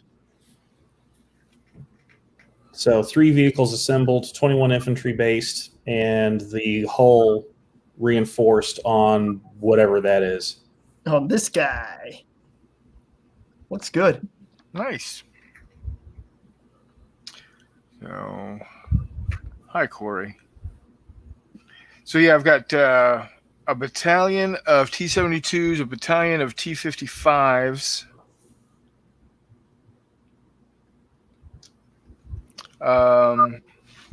a company of motorcycle scouts, a company of whatever the hell these things are.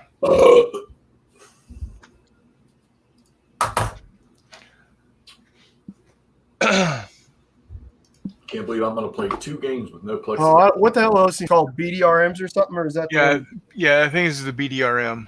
No, Oh. it's not. or ZPM or something? I don't know. It's some sort of weird Czech thing. It's not. That's Yeah. not the RDM. Oh, yeah, this is an Hold on a OT. second, the other- It's not the OT-64. I think it's the OT-65. I'm about to say, don't BDRMs have like 8 wheels or 6 wheels or something? 6 wheels. They had a middle set of wheels that they could use if they needed it. If they were in danger of getting high centered, basically. There you go. Yeah. Yeah, that's an OT-65. And then, here is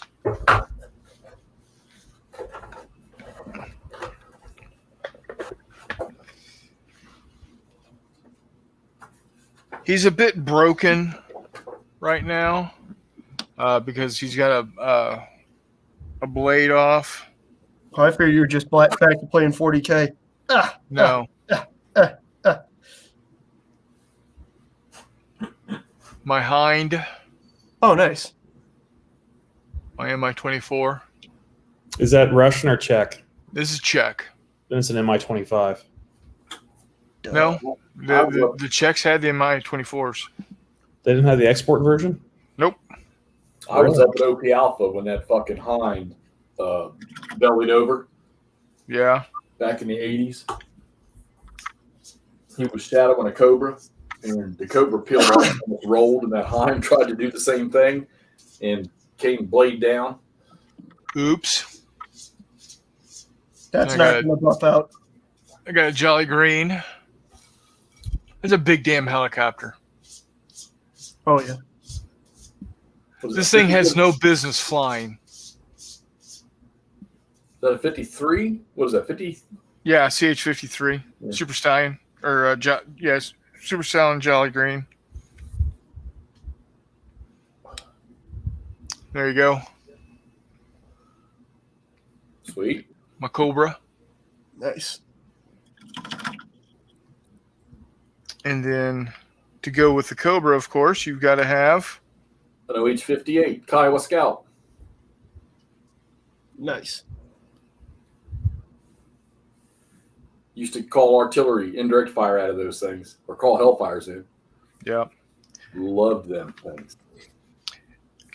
Here's the my OT-64.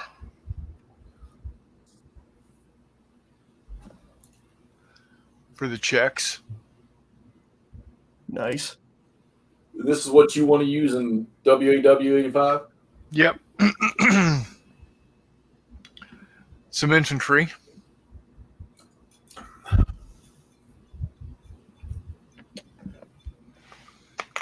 And then that's my Warpack stuff, along with some of my helicopters. And then, Jeff, just for you, right here, my man. There we go. Now we're talking. Got that the turret is up and everything. Got 2 pods in it. Yep. I got a platoon of them.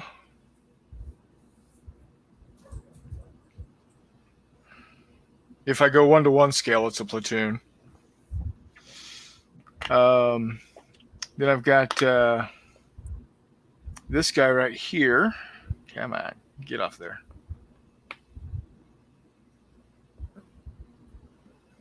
Using him as an FO. Right. Hardback Yep. Humvee and a dude lying down with binoculars. And then Old turtle pop. I think I did quite good, or I did quite well with my M1 Abrams with 3-color NATO. That looks good. You got any where you did the digital? Have you done any of the digital camouflage? Ugh, no. I remember watching some guys down in in Bamberg. Went in there, took my PC in there to have a pack changed in it, and they were painting. Oh, what the fuck were they? They weren't 60s. They were painting something, but they were using the square stamps, doing the digital camouflage. And I was like, "What the fuck was it? It looked cool though." And then I got M68 3s. There you go. In the Murdoch. Again, I think I did a decent job there. I liked those tanks. The M60s, yeah. Yep.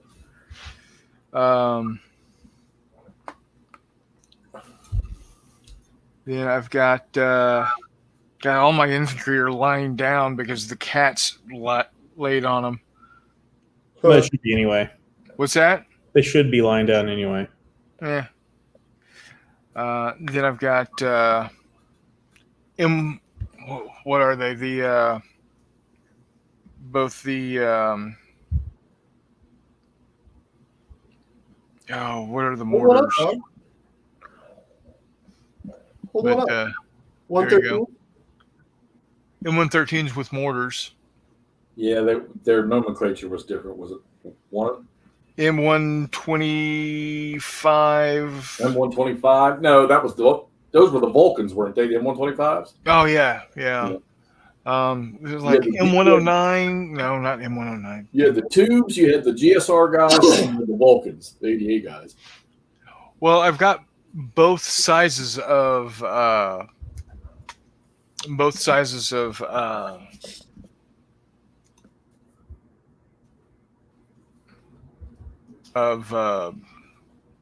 orders.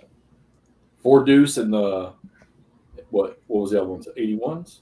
No. Yeah, 81 millimeter and the 4 deuce.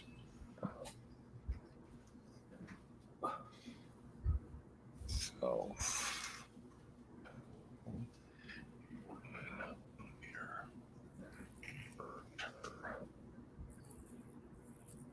I used to have this stuff memorized.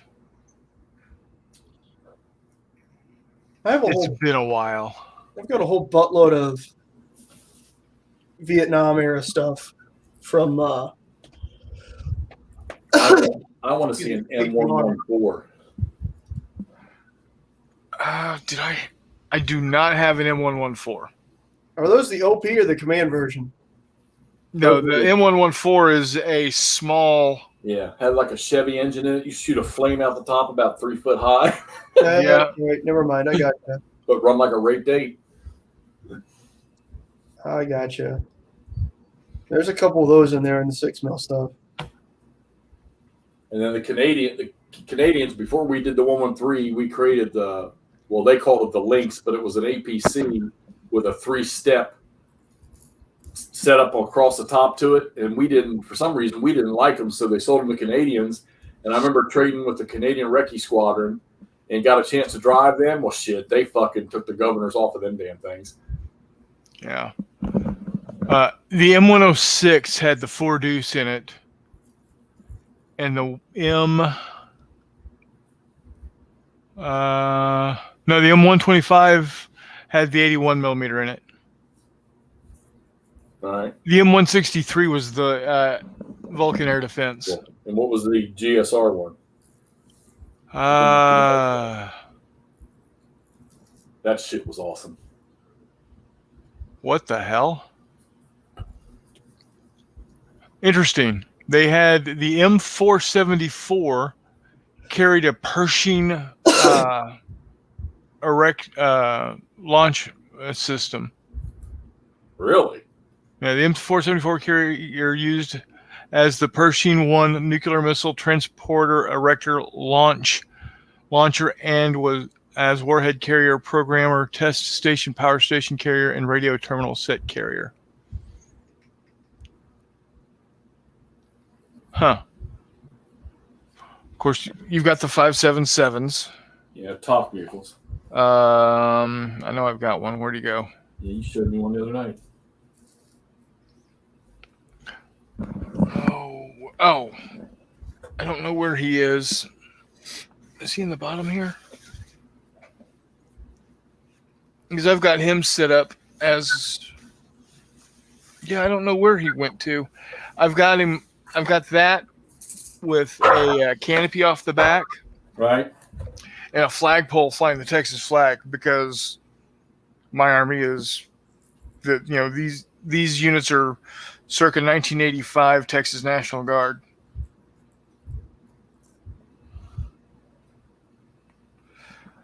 M2 Bradley.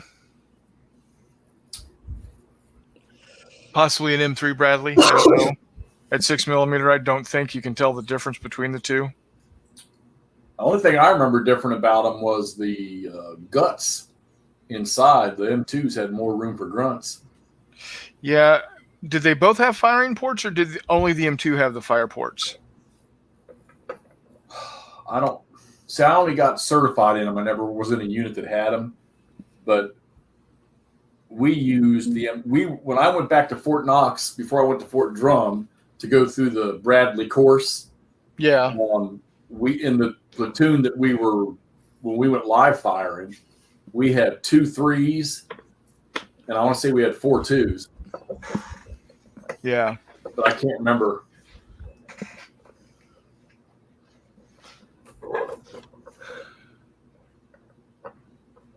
I remember the first time I got up in the commander's hatch of one of those things, like, Jesus Christ, like being in a fucking tank. Right.